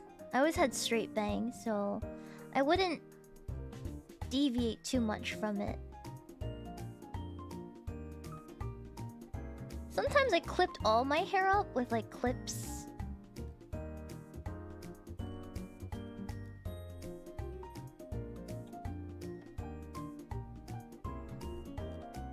And just wear it in a big bun at the top. And I would have like a little bow in the back. Like a velvet bow in the back.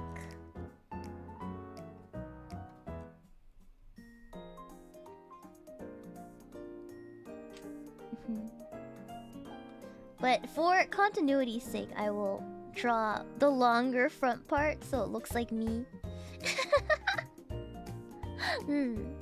You're a very good drawer, thank you. Thank you. And then I would... Wait, where? Wait, where's that layer? There it is. Okay. And of course for my legs, I would... Same stuff, right? I'll draw the kitten heels this time.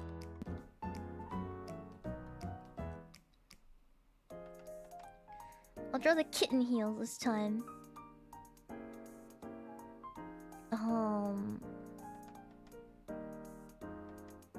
I think I drew this one a little short. Hold on. This was definitely longer. I didn't draw a lot of... I didn't wear a lot of short skirts. They were always a bit longer. They were always a bit longer, if I'm remembering correctly.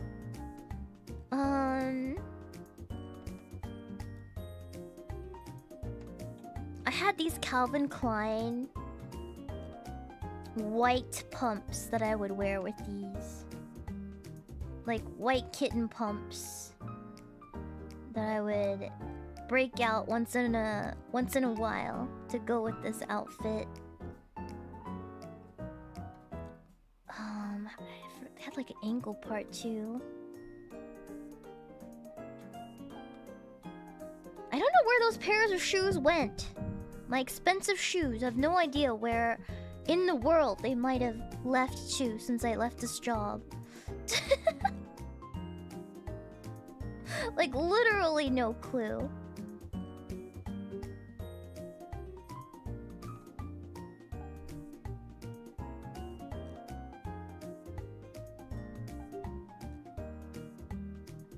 Where's all my clothes?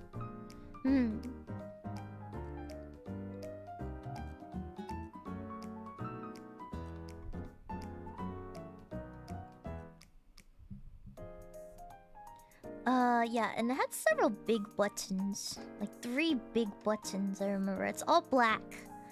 All black every day. And of course it had the classic straps that came off of it very dramatically. I was very fashionable, man. Very fashionable back in the day.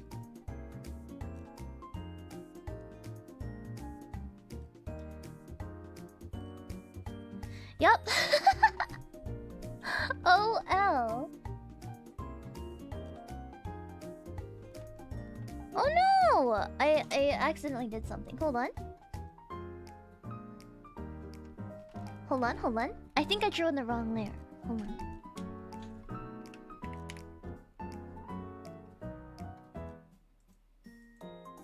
Okay, hold on.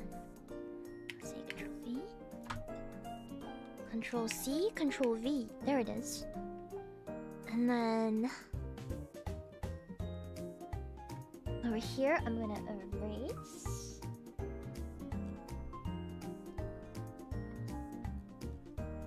And then... there we go. And then over here, I'm going to... move... this. Merge down. There. Select, deselect. Alright. I think those 3 outfits. I could design your own outfits at this point. No, I mean, I'm just drawing stuff that I bought, you know, that I had in my wardrobe at the time. You wish you could draw? Hello, Gameverse. Welcome. You could. I believe anybody can draw. Like literally anyone. I think we have time for one more outfit.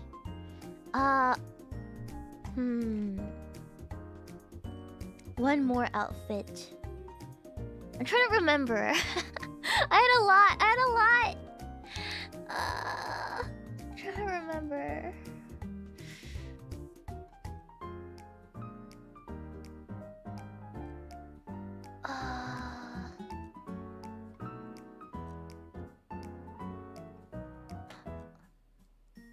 Did I ever... I had a blazer. But I don't remember what I did with it. Oh, I do. Actually, I do. I didn't wear a lot of pants, as you can see. I don't wear a lot of pants, yeah. I wish I could... Oh, Quinny, you could draw! You could draw! I'm just doodling very badly today. Because my hands are potatoes. My hands are super potato today. Unfortunately. Let's see.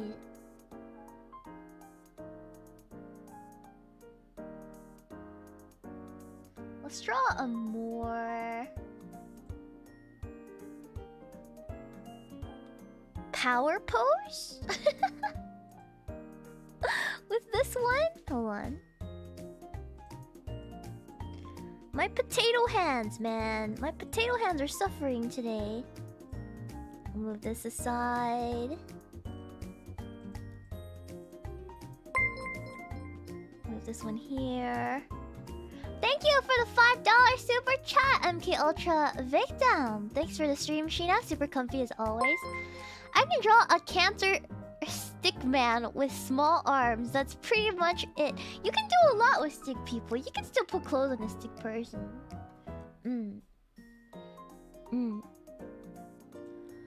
I wish I could doodle like this and I draw. Thank you. Thank you. This is like stuff I used to do in my notebooks as a kid, you know, like draw red shit. Still really slowly, but you know, doing my best. With what little time I have for each. I don't think the power pose is going to suit this, so let me find another pose.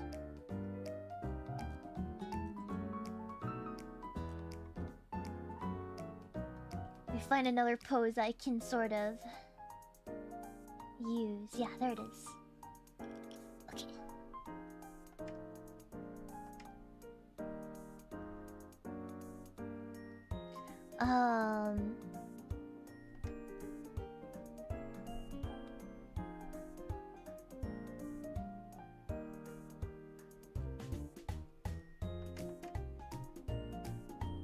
Yeah, I had some two-piece outfits too, obviously, but a lot actually. I just don't remember all of them.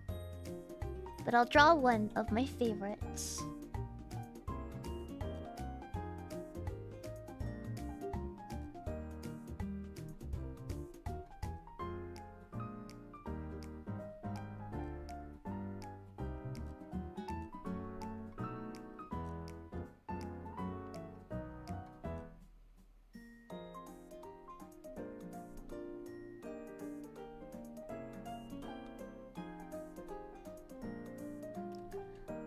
My art is always impressive.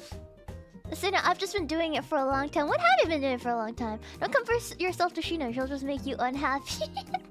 Listen, don't compare your day 1 or year 1 or year 2 with my year 10, alright? Like, you don't want to do that. Don't do that to yourself. Why would you do that to yourself?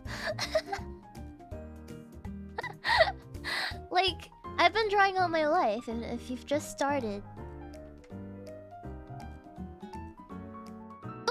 be that hard to yourself. You deserve more than that. Yeah, we've all been breathing for forever, but I'm still terrible at breathing.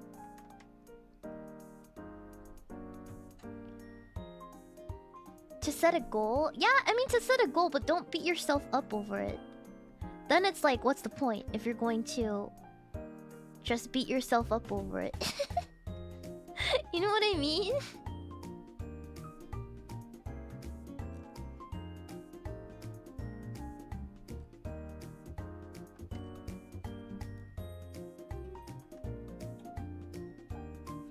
Honestly, I'm still learning this about a lot of things in my life, but like with drawing, it's like one of those things where I didn't really get better until I stopped constantly comparing myself to people and just like did my own thing,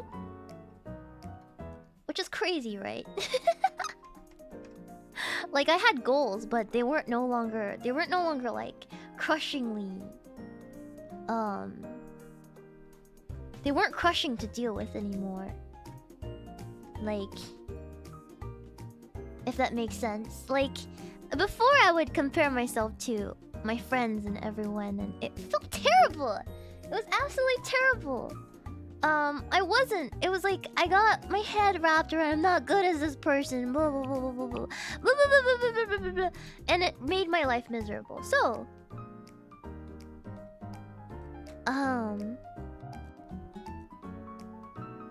I just separated myself from all of it, right? And then like I got better. Isn't that crazy?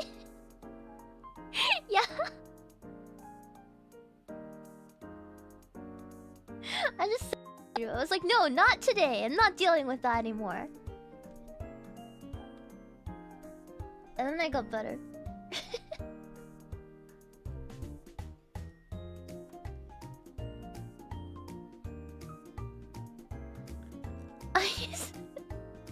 I used to be good. What do you mean, Ultra? You're still good. What are you talking about?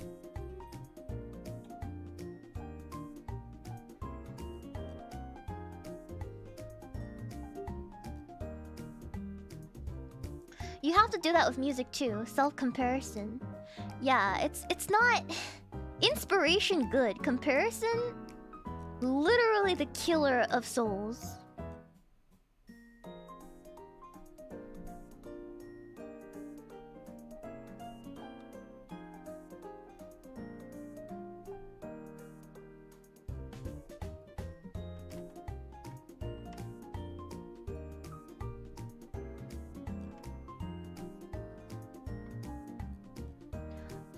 Ultra's great. Ultra is cracked. Are you a crab or an owl? What do you mean? Nah, I mean, straight evil. I'm villain. I mean, whatever floats your boat, I guess.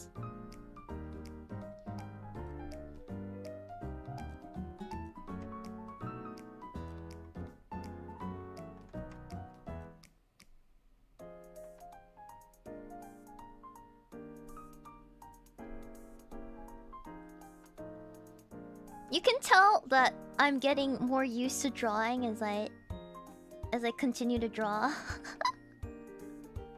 Like we started off pretty rough, but we're doing something now. Sometimes it does take a good warm-up to really get the art hand going. Because sometimes it just will not work. You've inspired me with your art. I'm still trash, but better than a month ago. That's all that matters. That's all that matters. Meemaw is one of the reasons I want to continue drawing, but it's kind of hard to do so when not motivated. I'm not motivated all the time either. Like, seriously, like... Sometimes I don't draw for weeks. Because there's no motivation, you know? But sometimes just things like this, like I'm gonna draw outfits and they don't need to be good, and I'm just going to do my thing, you know? Then you get better. You know, I think the motivation also for me at least comes from like... Hold on.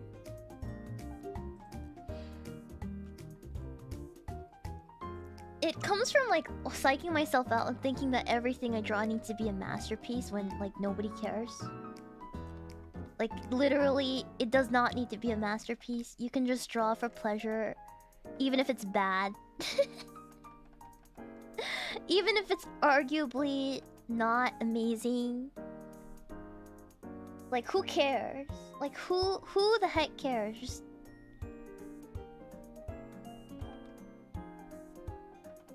As long as you're drawing, you're winning.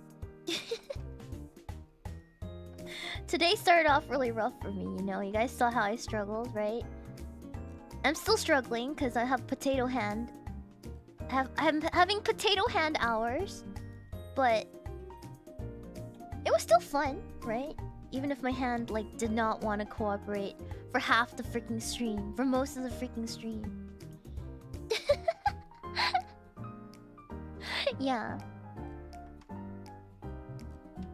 Some days you're just gonna have days like this. I'm having them more often these days because I'm a little tired than normal these days, so...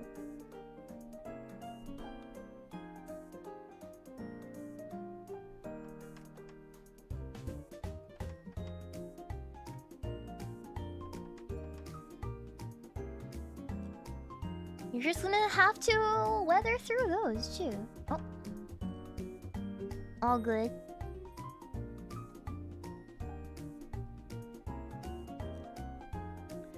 I have to like use a lot of references and stuff too sometimes on these days. Which is not a bad thing. I just need more time. I suppose.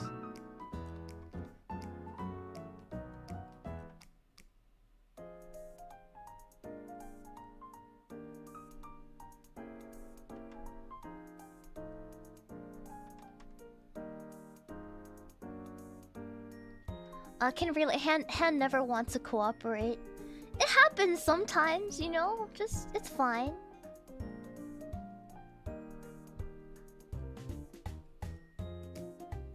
It happens.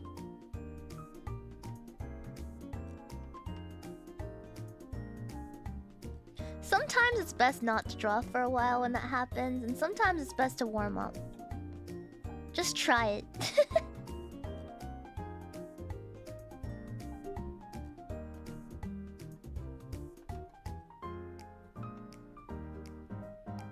You don't know what your hand wants until you give it a go. From my experience, at least.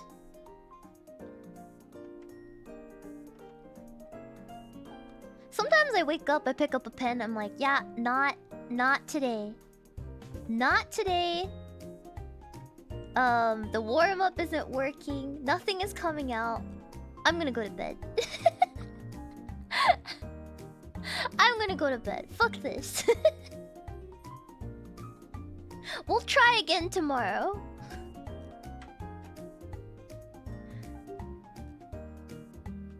And then some days like today, I'm like, oh, I think I can get away with this. I think I can make something today. Even if it's not the best, I can make something today.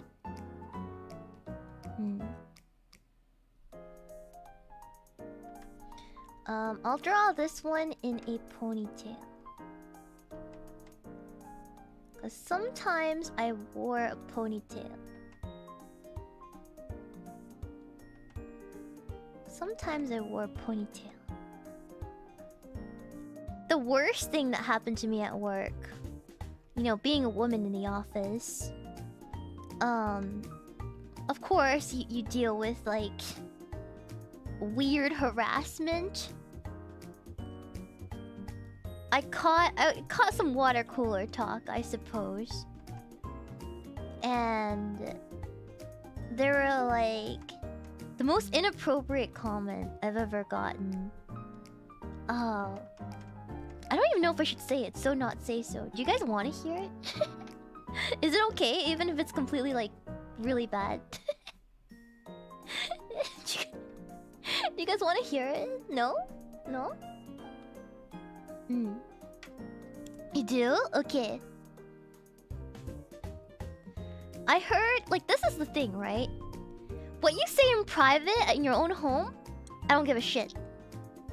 I don't give a shit. You can talk about whoever you want in the comfort of your own home. You can say crazy shit, you know, whatever.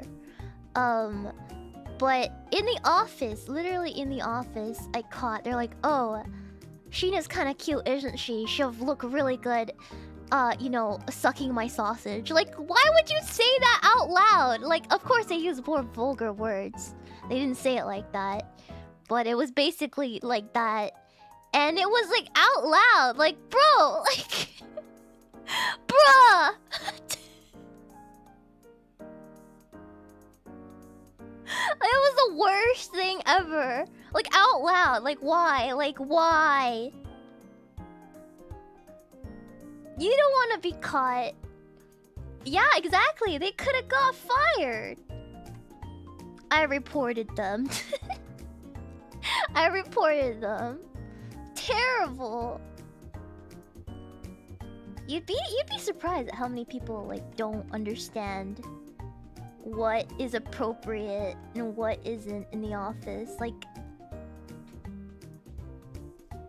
lots of terrible happenings.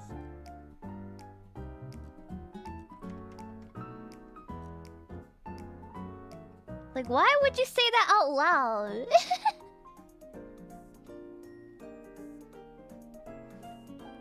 About a higher up too. Are you serious? I don't think anything came out of the report. There's a lot of things that happened at my old job that made it so I left. And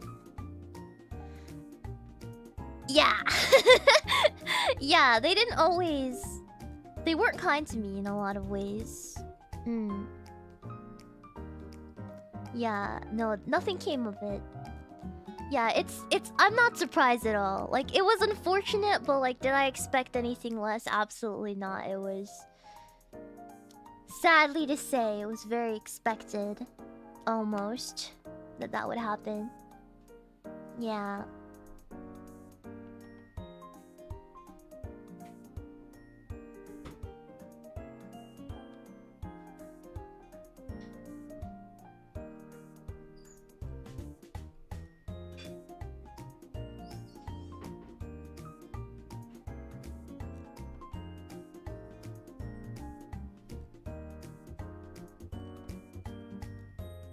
But yeah, if you're a woman, and I don't think I have a lot of woman viewers, but I have a couple.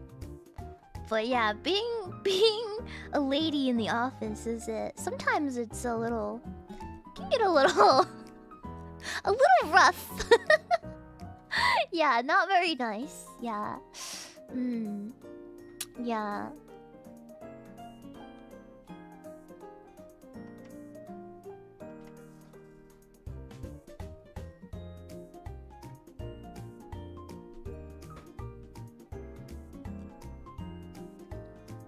I wish women would talk about me like that at work. No. Inappropriate. I know there's like double standards and stuff, but like you don't say those things at work. You just don't. You just don't. It's not good.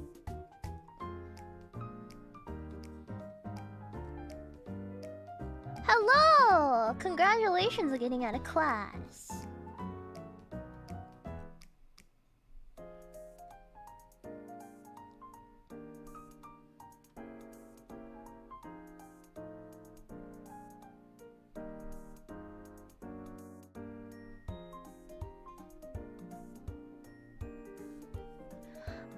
Definitely not work talk. Yeah, it's not safe for work. There's a reason that term exists, right? You don't bring that sort of work into the office. You can say whatever you want about anyone in the comfort of your own home, where you have privacy to do so. But you do not bring that sort of talk to work. You just don't.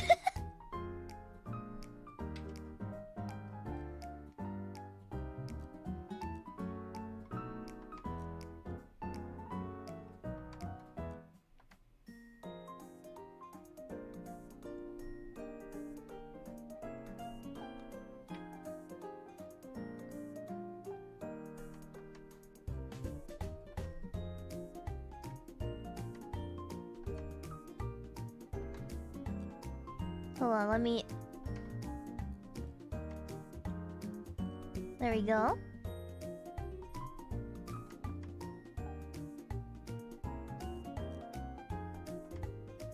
There we go.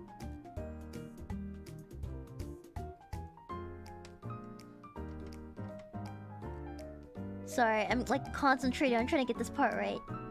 There we go. Poor Shiina. Yeah, it just causes problems. It's just not work appropriate, not classy, you know what I mean? Like it's not classy. You don't want to be that person that gets caught doing that. It's very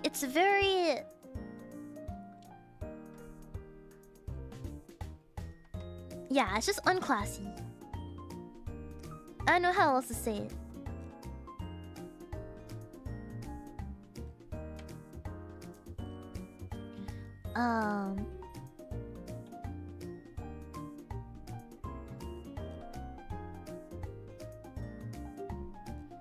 I had this accordion skirt.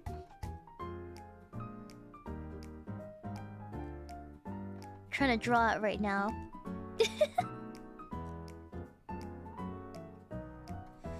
It's hard to draw. It's a very basic outfit, but gotta draw it because it was one of my favorites.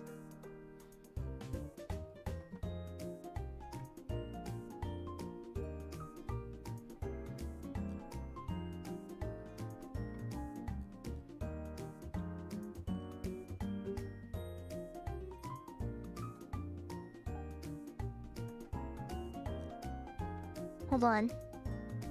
Trying to get the shape down. I saw a tutorial for this, and I'm trying my best to replicate.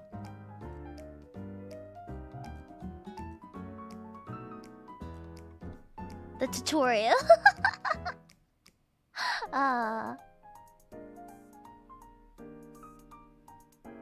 Smug, yes, smug. I'm a softly smug, I feel like. I'm not like your typical smug anime girl. I'm like very softly smug.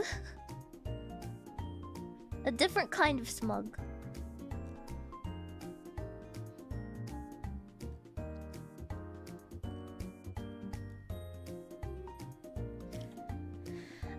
Let's see. But I remember, there's like, I don't know if you guys ever gone to a job and then like dressed really nice at first and then started slacking off. I try to set my expectations realistically, like, so if I dress a certain way, you can kind of expect me to dress like that for my whole time there. Like your first week sets the whole tone, right? So you don't want to slack off afterwards. You have to keep it up. Yeah, you have to keep it up.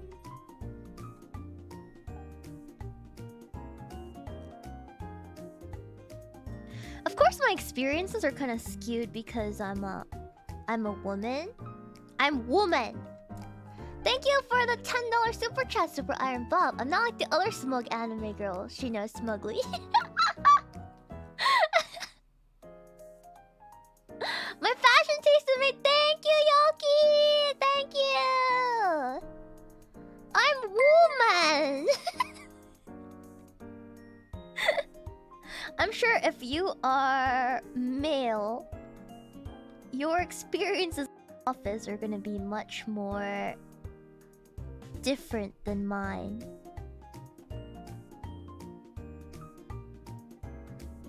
Like the expectations are a little bit... They're gonna be a little different. It's just the way of the world, you know? It's just how it is.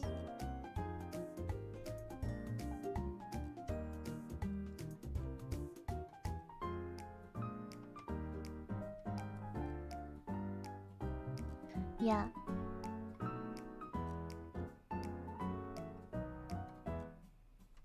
Sadly living in a weirdly gendered world.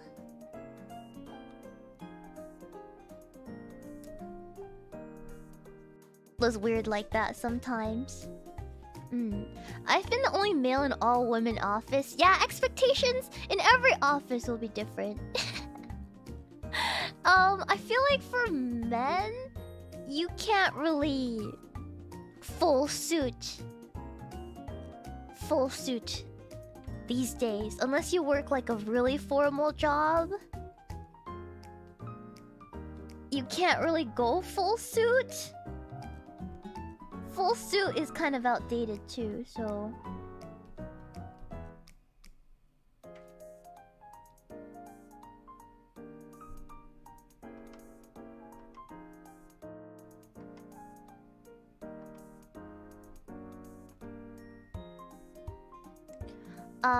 full suit only at the interview, then ripped jeans on day one.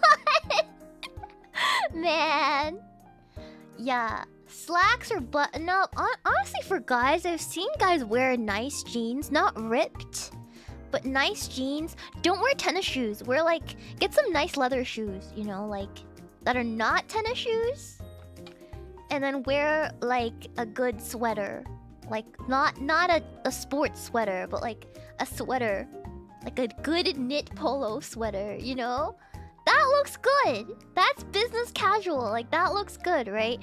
Don't come in like Adidas tracksuit. Don't be looking. Don't go in an Adidas tracksuit.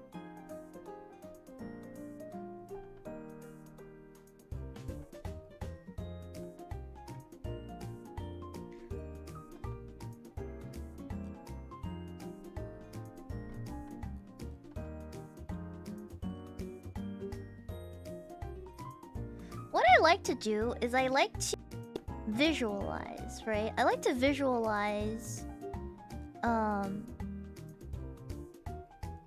my office life and how I wish to be seen by others at the office. Or like what kind of person I want to portray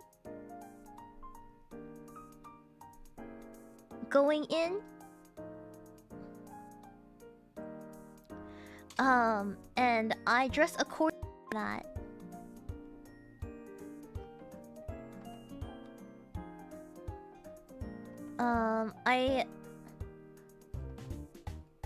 There's like a little bit of visualization, right? It's like, you know how when people, especially for VTubers, we like to build our image, right? It's kind of the same thing.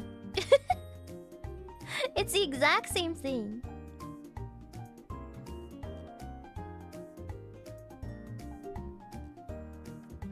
Like, what kind of, how do you want to be seen?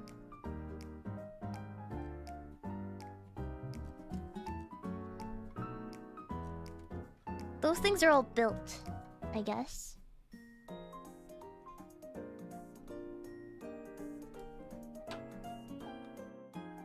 And your clothes sort of say everything.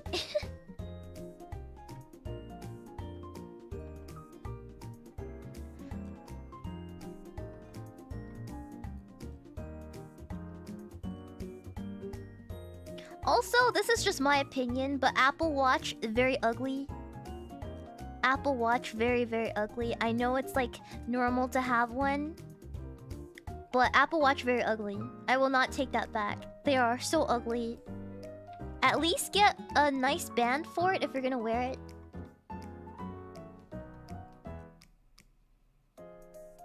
At least get a nice band for it.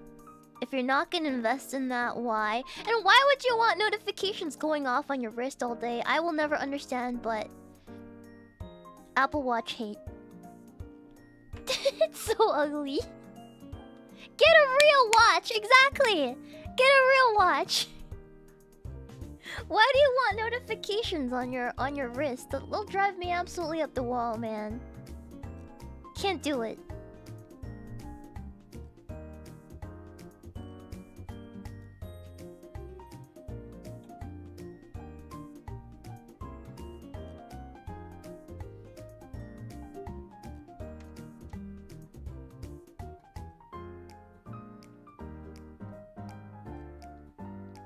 There we go.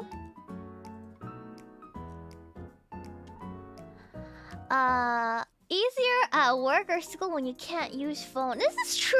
This is true. I don't know. I let my people use their phones. I didn't have a problem with it. I was like, as long as the higher-ups aren't around, you guys can do whatever you like. As long as the work gets done, I do not give a shit.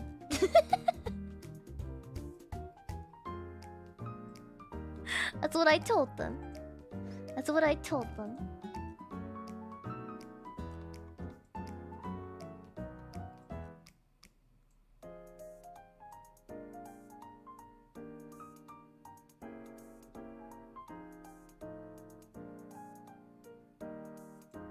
Hold on. Shiina, you yeah, I was a lead. I was a boss of 30 people. Yes. I was a lead at a big company, at a high visibility project. I'm old, I told you. My CV's quite impressive. I can't use my phone at work because of potential information leaks. But I work at a computer all day, so I don't have the time anyways. Yeah, I let them watch videos. I let my people use YouTube, but I tell them straight up, like day one. I'm like, welcome to my team. I know there's gonna be questions. You guys are gonna ask me if you guys are going to be able to use your phones to listen to music or watch videos on YouTube. And my policy is that you can, under certain conditions, right? I'm like, you guys can do whatever you guys want, as long as when I have to report your stats at the end of the day, that all your work is done and I don't have to come talk to you, right? And you guys don't have those things out when I tell you guys that the higher-ups are gonna be here. That is my only conditions. As long as nobody disrespects that, we will all have our privileges. So that's what I tell them every time. Every time I onboard someone new. Yeah, just I don't care what you do. Just get your work done, and be hush hush about it when Big Boss comes.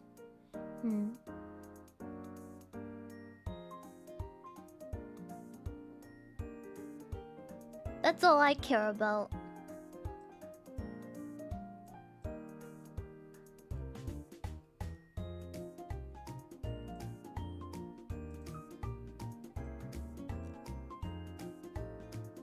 But yeah, not everybody's gonna be that chill, so... It was really dependent on the lead, actually. I've worked under a lot of leads where that wasn't acceptable, so... It would really be... up to your boss. Your direct supervisor, as they say.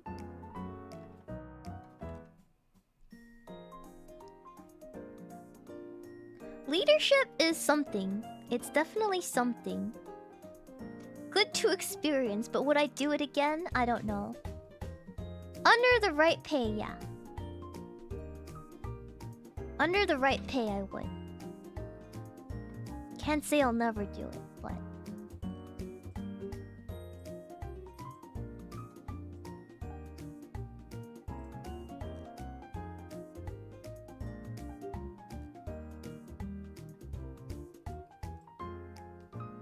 I drew this on the wrong layer again, didn't I? I did. I did. Hold on.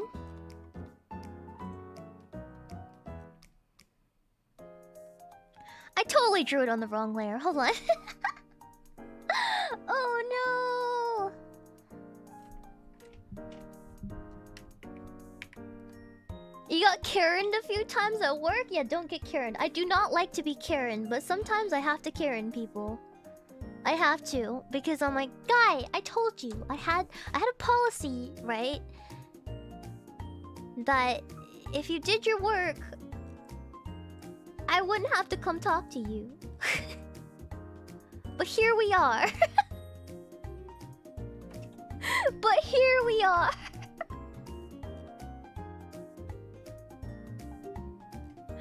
I think the worst thing I had to do,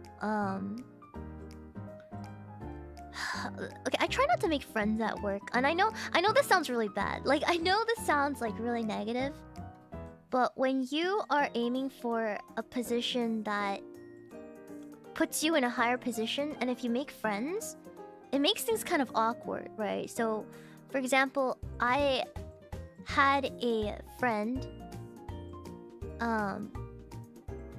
who I love talking to and love going to drink with, but at a certain point got promoted and she was put under my team. The issue with this friend was she was kind of an underperformer.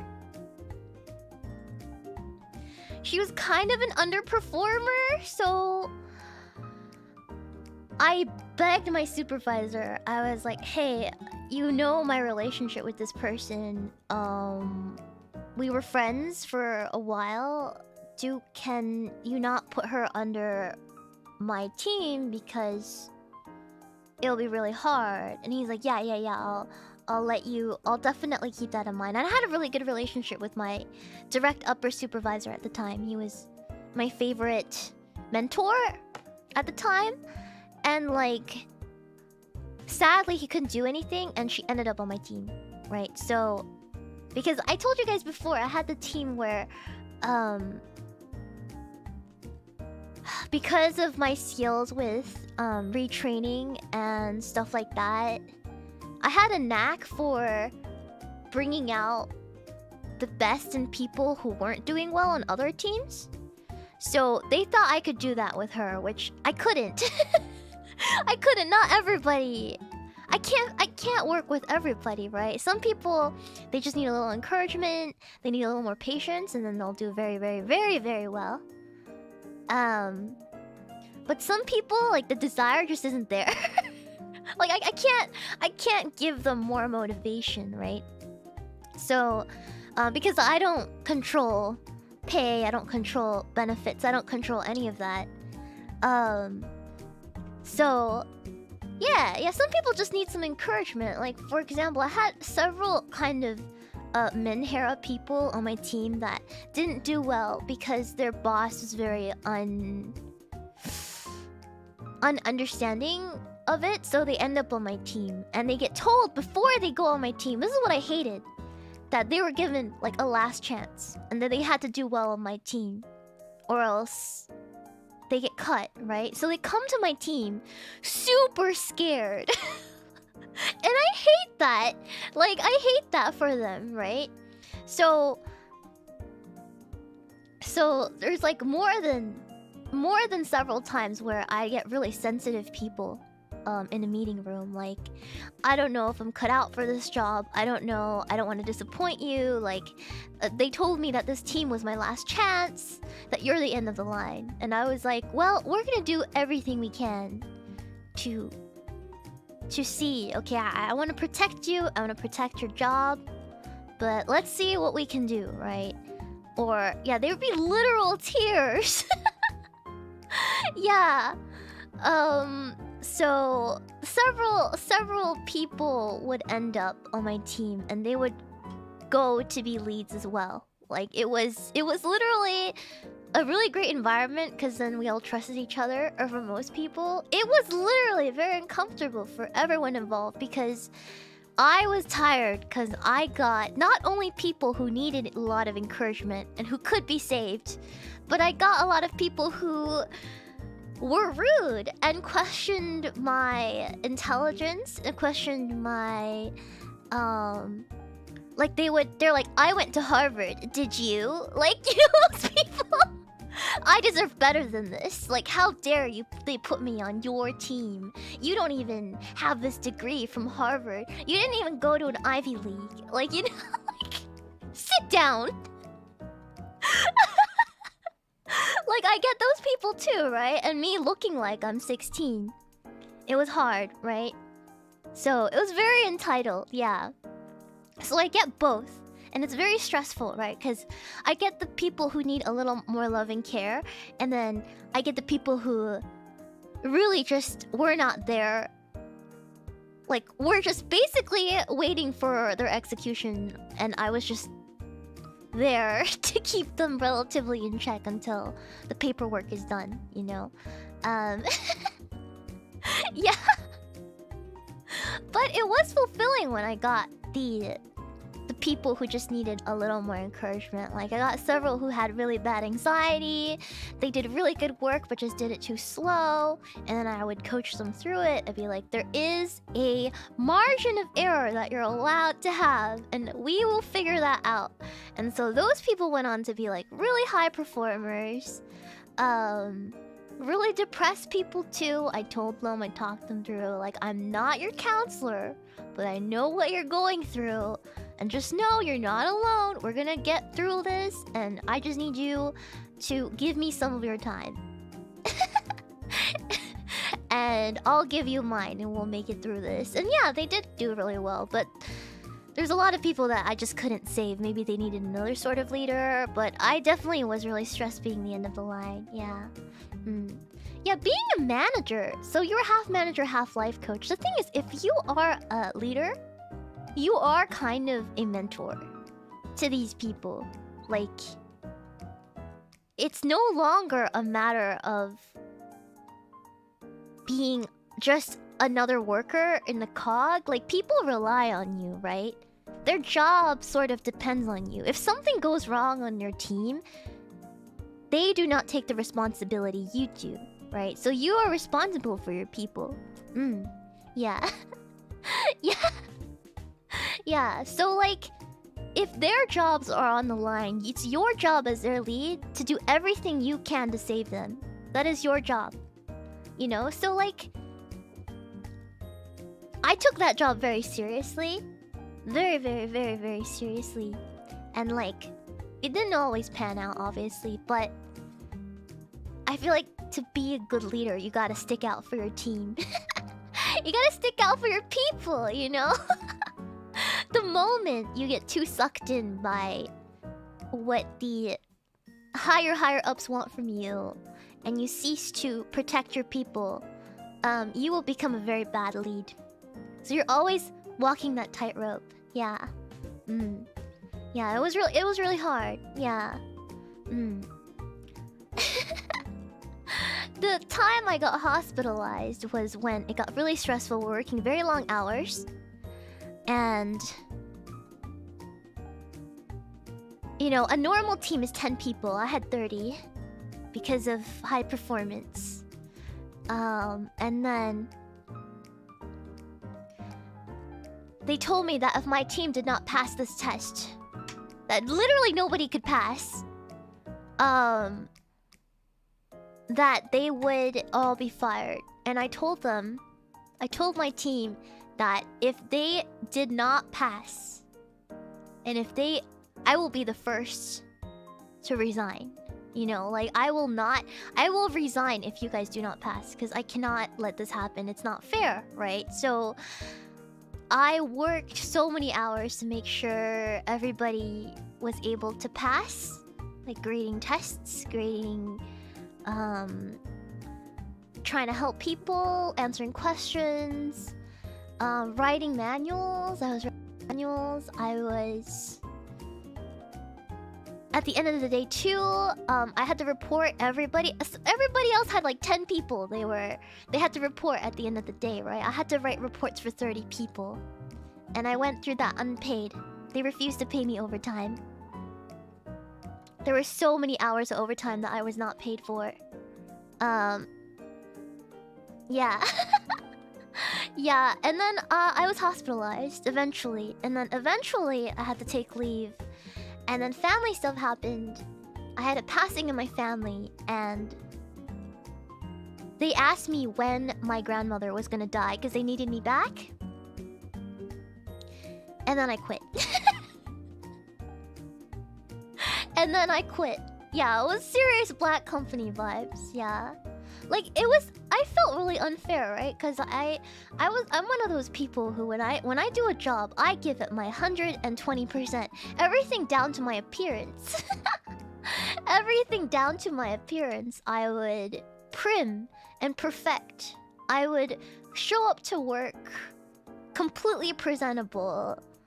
Everything from my behavior to how I treated people, I tried my best to really give everything my 120%. Nothing less than perfection was acceptable, and yet they treated me like that. Yeah, it was not okay. I'm still... A lot of my sort of issues with my health come from that period of my life. Yeah.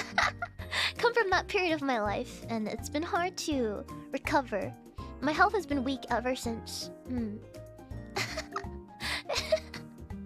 But now I'm a VTuber, so it doesn't matter. Yeah. I still tend to overwork, but yeah, that's my story. That's my story. Now you guys heard all of it.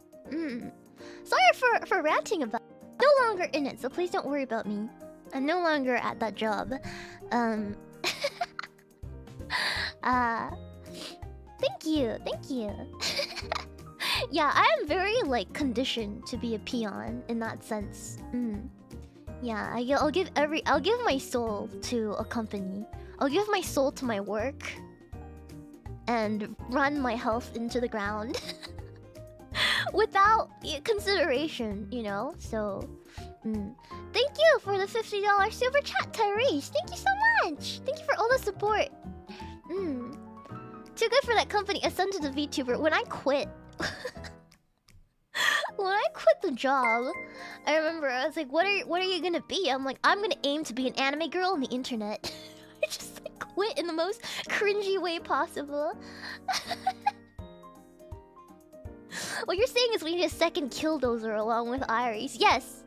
Yes, very, very happy. I will happily support the creation of 2 whole Killdozers for this. So yeah. But unironically, Irie has it worse. Irie has it way worse than me, so... Food for thought. Food for thought, for sure. Yeah, Irie has it worse. It's like it gets worse than that? Yes, it does. Absolutely. Absolutely. Why? Because her company is... I don't know. Like... It's like that, but like worse. If you can imagine. Yeah. Yeah, if you can imagine. Let me save this. Hold on.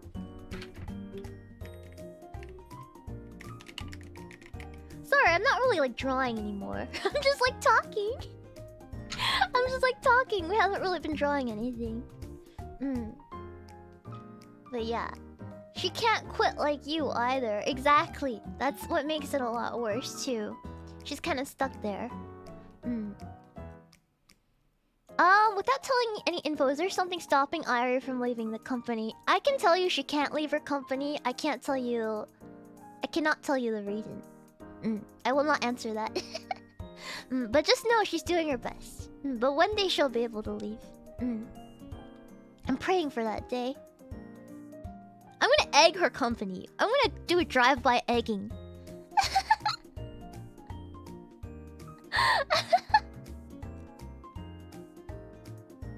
I'm gonna do a drive-by egging. One of these days, I swear to God. I swear to God. Egg cannon fund!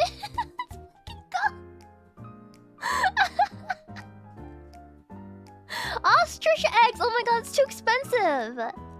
That's too expensive. We have to buy like the shittiest eggs on the earth. And then make them rotten. Rotten. Thank you! Thank you for your $5 super chat, Denim Dan. Thank you so much. Can we set up regular stink bombing? I wish. I don't think I have clearance anymore, so they won't let me in. I think they know to not let me in, because if they let me in, I might actually...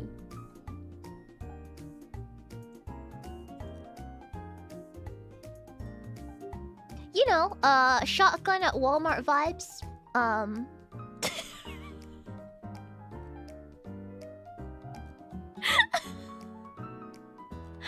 wait, Ari and I know we didn't work for the same company. No, it was completely two separate companies. Yeah, they're gonna have to swap me to stop me. Not even gonna lie. They're gonna have to swap me. Where's the smug? Oh, there's.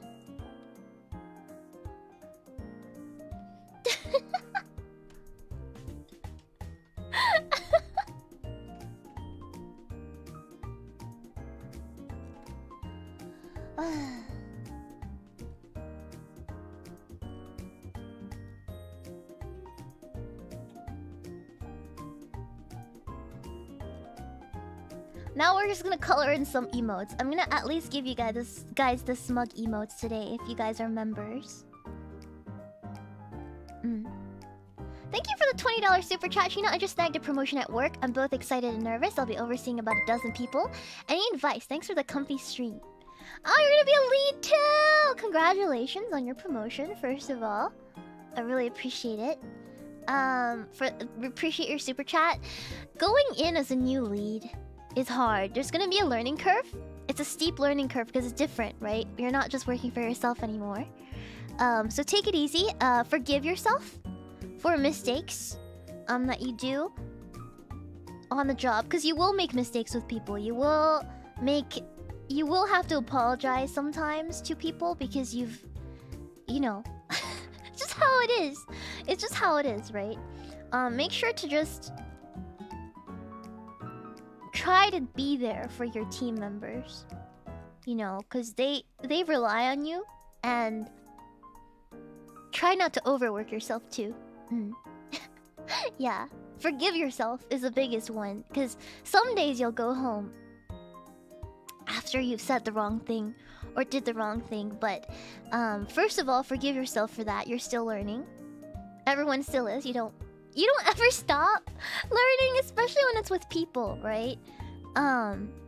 And just be open to apologizing, because most people in the office don't apologize for anything, especially when they say something completely messed up. But it goes a long way with people if you make a mistake and you say, hey, I'm so sorry about that. I shouldn't have said it like that, or it was my fault. This and that. It goes a long way. Trust me. So, try to be like just a good person, a good leader. Thank you. Thank you for the super chat, Dev. Second dozen of eggs. Sorry it's late because driving to work. Drive! Be careful. People are very unpredictable. They are. They are. They are very unpredictable.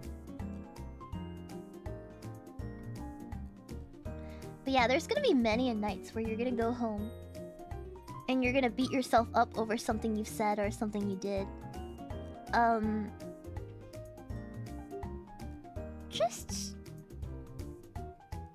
Just know that that's a normal part of the job, and you will improve. You will get better at it. So don't stress yourself out too much. You're driving too. Be careful. Yeah, learn to forgive yourself. Learn to forgive yourself. You're gonna make a lot of mistakes in life, my friends. Especially at your job, if you work a corporate job. Like, I've beat myself up so much over these jobs that treated me like crap. The job matters less than how you want to be, like, as a person. Like, you want to keep yourself afloat for all these people who rely on you, so... yeah.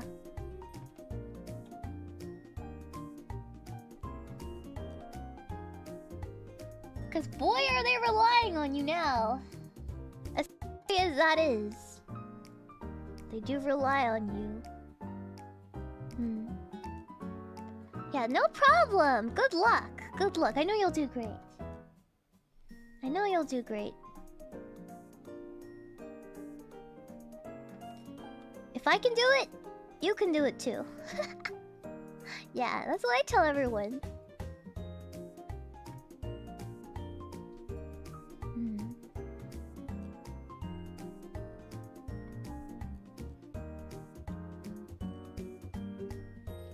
Some wise words I think companies need to take to heart is that people don't live to work. They work to live.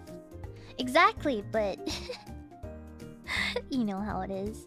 The company culture, too, is very important. There's some companies whose culture understands that. But there's some companies that exist just to churn out the most out of you in a short amount of time. Because they find you easily replaceable. So company culture is also very, very important.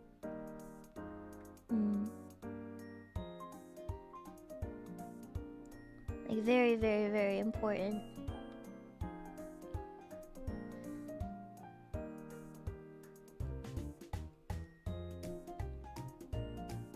One person rarely has all the answers. Collaborating with folk to achieve a resolution might take a while, but it validates people and gets them working harder. Exactly. People work hard when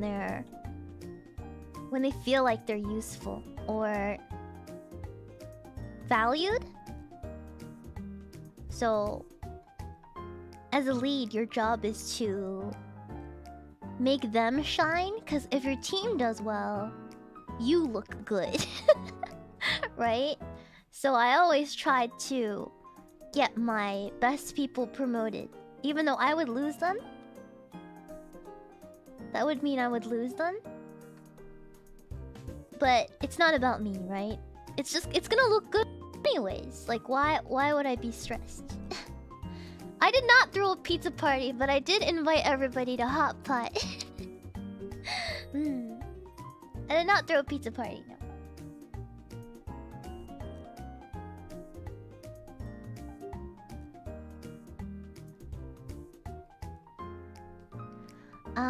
Getting people to buy into an idea, vision, and direction, earn their trust, even if the roof keeps in. Yeah, your people will fight for you.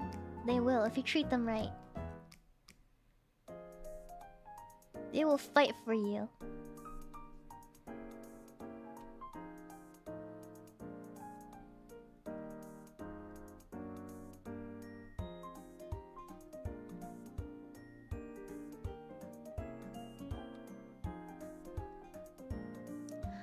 Don't buy me pizza, just let me go home. Exactly.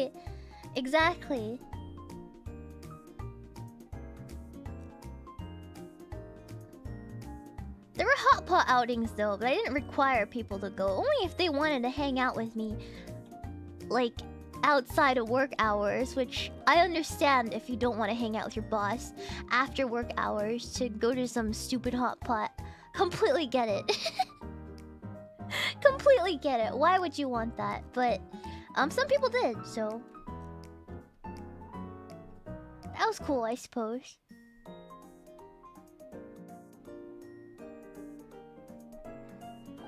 Worst meeting I ever had was in a grocery store when I was young. What? I totally get Geralt now. Yeah.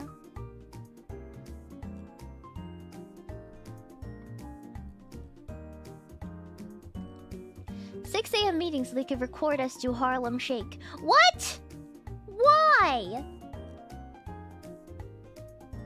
I hate that for you. Was it like Vine era? I hate that. I hate that for you. I'm sorry. That's terrible. Hanging out with boss seems like more of a Japanese salaryman thing. It is, but depending on the company culture, it could be very important. Like for me, before I became a lead, I went to many functions. Cause one thing that what happens when people get drunk is they get loose-lipped. They get loose lips. And I can easily get information out of you. So I would go to them just to fleece my leads and higher-ups for information. So buy them a couple drinks. Start asking questions.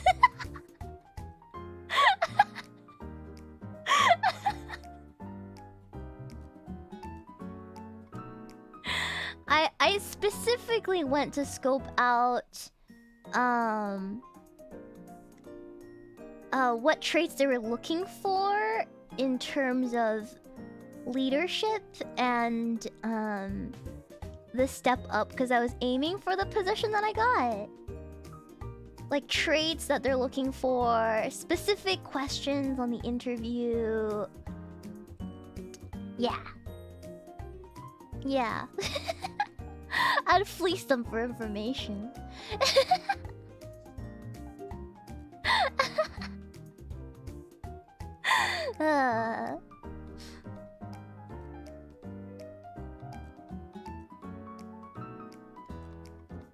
Smart it is. You gotta play 5D chess when you're in an environment like that. 5D chess, very important.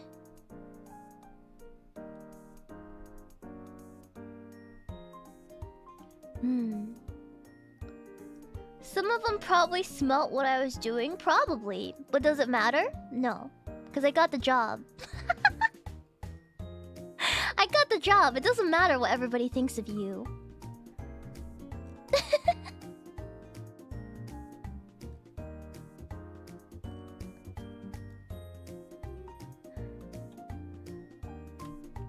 It's a dog-eat-dog world out there on the corporate ladder.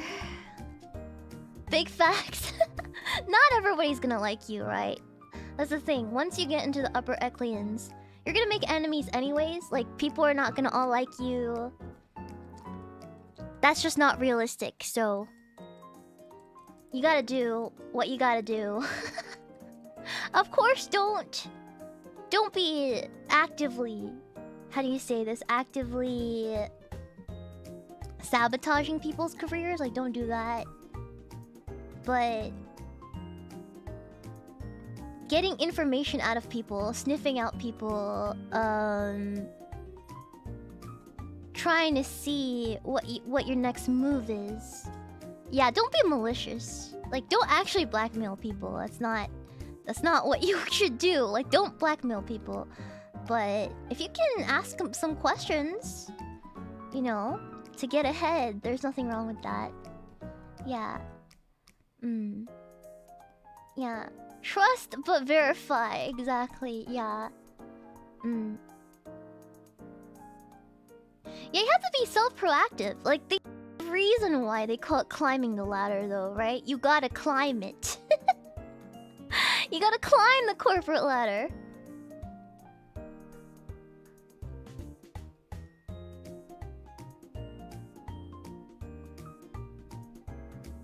Now I just get forced to play Minecraft.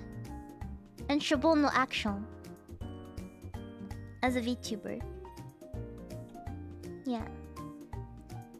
You rather take the corporate escalator? Unless you're the boss's son or something. I doubt the corporate escalator would let you on. But it does exist for some people.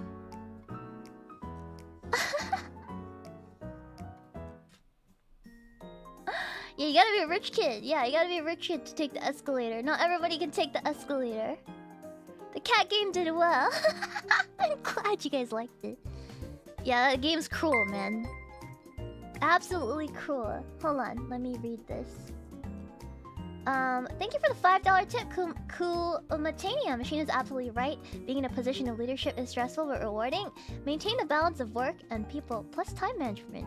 If not, you'll get overwhelmed and processing overload and end up retired with a disability. I'm not even 30 yet. I completely understand you, my friend. I hope you are getting the rest that you need. It's terrible. It's terrible. Yeah. I love your way to say Shobon no Action. Cat Mario? Shobon no Action. Did you thank Sakuna for letting you play the cat game? No, I did not. Throwing up on stream is a corporate escalator of VTubers. Is it? Is it? I don't know if that's the equivalent. I throw up on stream. Sometimes.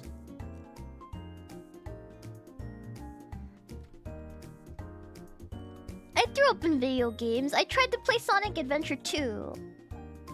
And... Bro. Screw whoever made that. game, by the way. Hate. Big hate. Absolutely hated it.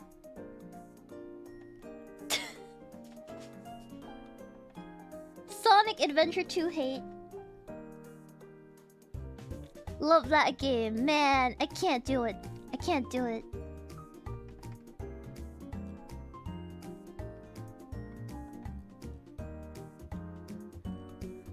I don't like Sonic Adventure 2, no! I don't want anything to do with it. If it's not a 2D Sonic game, I will not play it. I hate the camera motions. Everything about it. I threw up. I threw up! I will not play it again.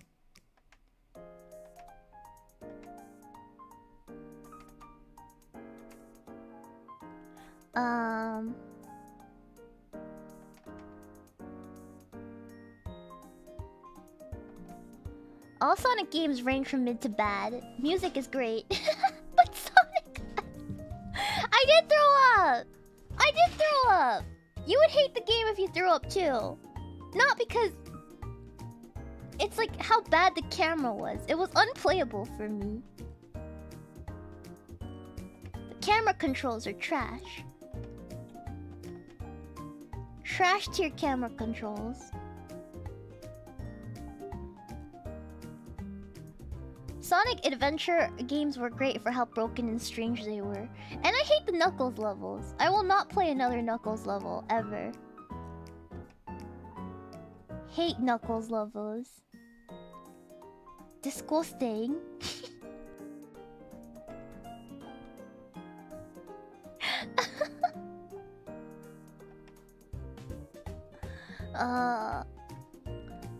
I've been playing Dying Light and it's messing with my fear of heights. Oh, is it? I've never had a fear of heights before. Do you get motion sick watching Pippa talk in Cube Game? No, I don't. Only when I'm playing it. Only when I'm playing the game. I don't really get sick from other people playing it.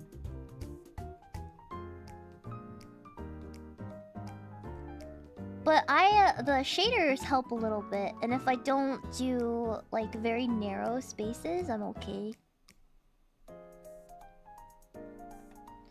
It's only when there's like very narrow spaces like I can't handle it.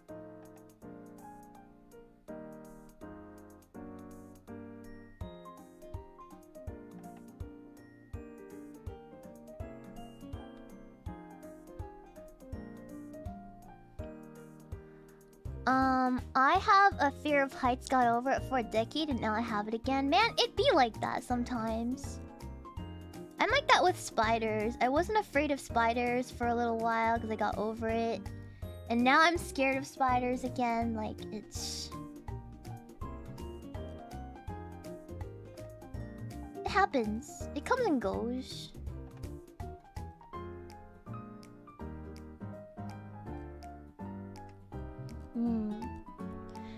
I have tried messing with the FOV. That's the first thing everyone says, but no, that does not help for me.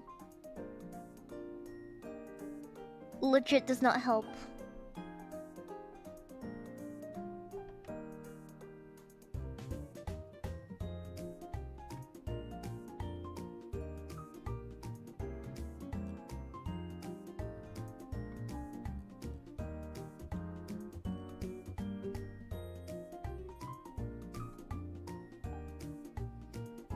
Go.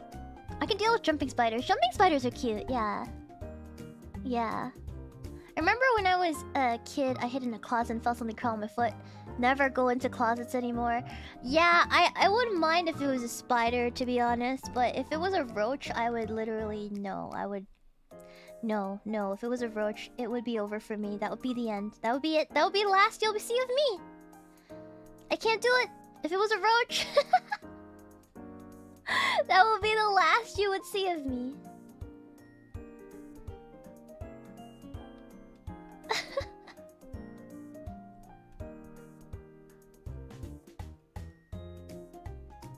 There's a woman who got a cute AF jumping spider to help her overcome her arachnophobia. Yeah, I want a jumping spider, but listen, I have Peanut, and Peanut's already a handful for me, personally, so... I'll pass. I'll pass.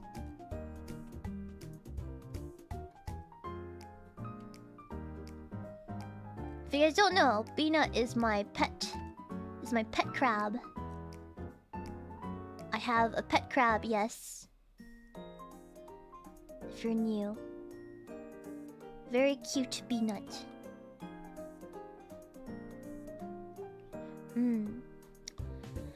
Peanut is a sea spider. I mean, kind of. He's a crab. Kind of.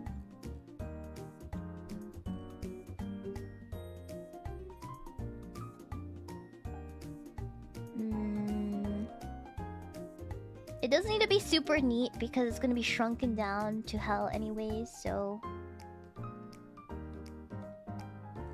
I'm just gonna...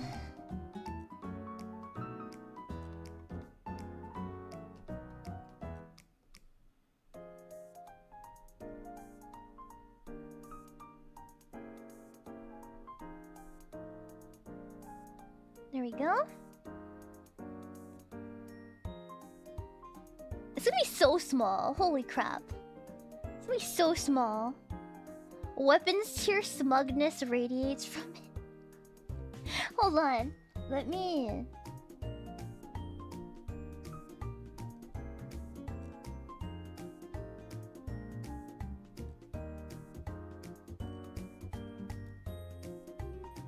Let me do that.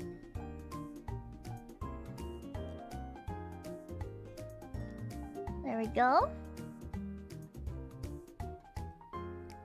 Okay.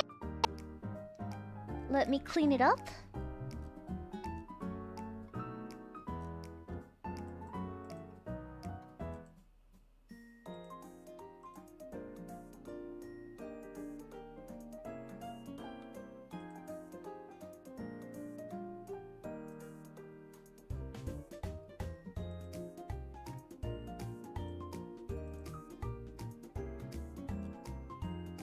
Oh no.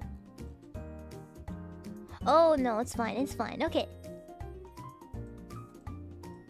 Selection from layer. Select invert. And then now we're gonna go in and erase the sides.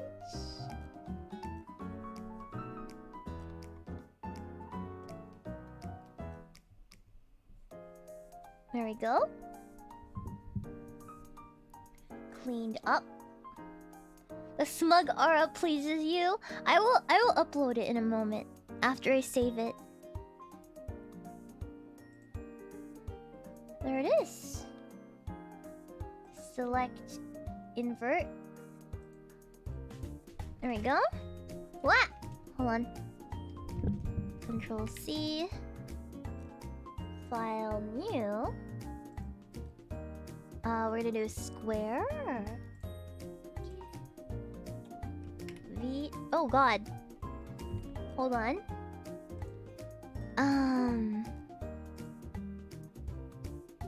Folder. Smug. Control. There it is. Copy. Wait, why isn't it working? Hold on.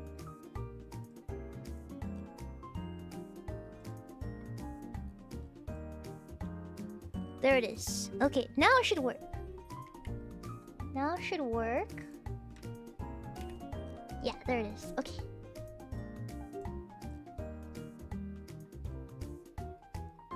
I just need to frame it in. There we go. Turn off the bottom layer. File. Save as. Desktop. Shiina smug emote. Okay. Now let's upload it. Upload it. Like the pastel version? I mean, all my colors are sort of pastel, right? So... hold on. YouTube. YouTube, let's see here. YouTube Studio. I do have to end stream after this though. Hold on. I have to prepare for my next stream, so for me and Ray's collab, so I have to go a little bit sooner today, but let's see. Memberships. Emoji. Yeah, emoji. How do I add emojis? Oh, there. Emoji. Okay. Emoji. Add another. Smug. Smug. Select image. Shiina. Where'd it go? Hold on. I hate when you save files and they disappear. Smug.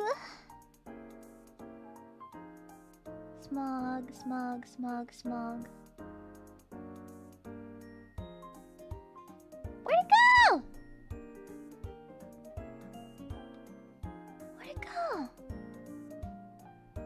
I think I have to resave it. Hold on. File. Export. Desktop. Okay. Oh, I got it. Alright, there it is. Open. Save and publish. Okay, it should be. If you were a member, I think you could use it now. You might have to refresh. I don't know. It should have worked. Hold on. I'll wait for it to appear. Oh, there it is! There it is! Hell yeah! Very cute. Yeah, we'll do pain next. We'll do pain next time. Yeah. I gotta go now, guys. I gotta go now. I'm glad you guys like it. Yeah, we'll do pain next time. No problem. If there's an emote suggestion you guys want that's not here, do let me know, okay? No, I have to go. I actually have to go. I didn't prepare a lot of stuff yet. I am behind schedule, so I do have to go. Let's see. So my last stream of this week will be my next stream, which is at 7 p.m. today. I'll be talking with Rie about beauty and fashion again, so it's a good segue from our conversation we had today. So there's that, right? I think I'll send you guys to Irie if she's on. Hold on, let me see if she's on right now. Irie... She is on. She's playing Lobotomy Corporation. Pippa-senpai is also on, actually. Abusing the healer. Oh, she's doing something with Kirshi. Yeah, I'll read into Irie. Yeah. Alright, thank you everyone! Otsushina, Otsunipna. I'll see you guys in a couple hours. And thank you for coming! Arigato!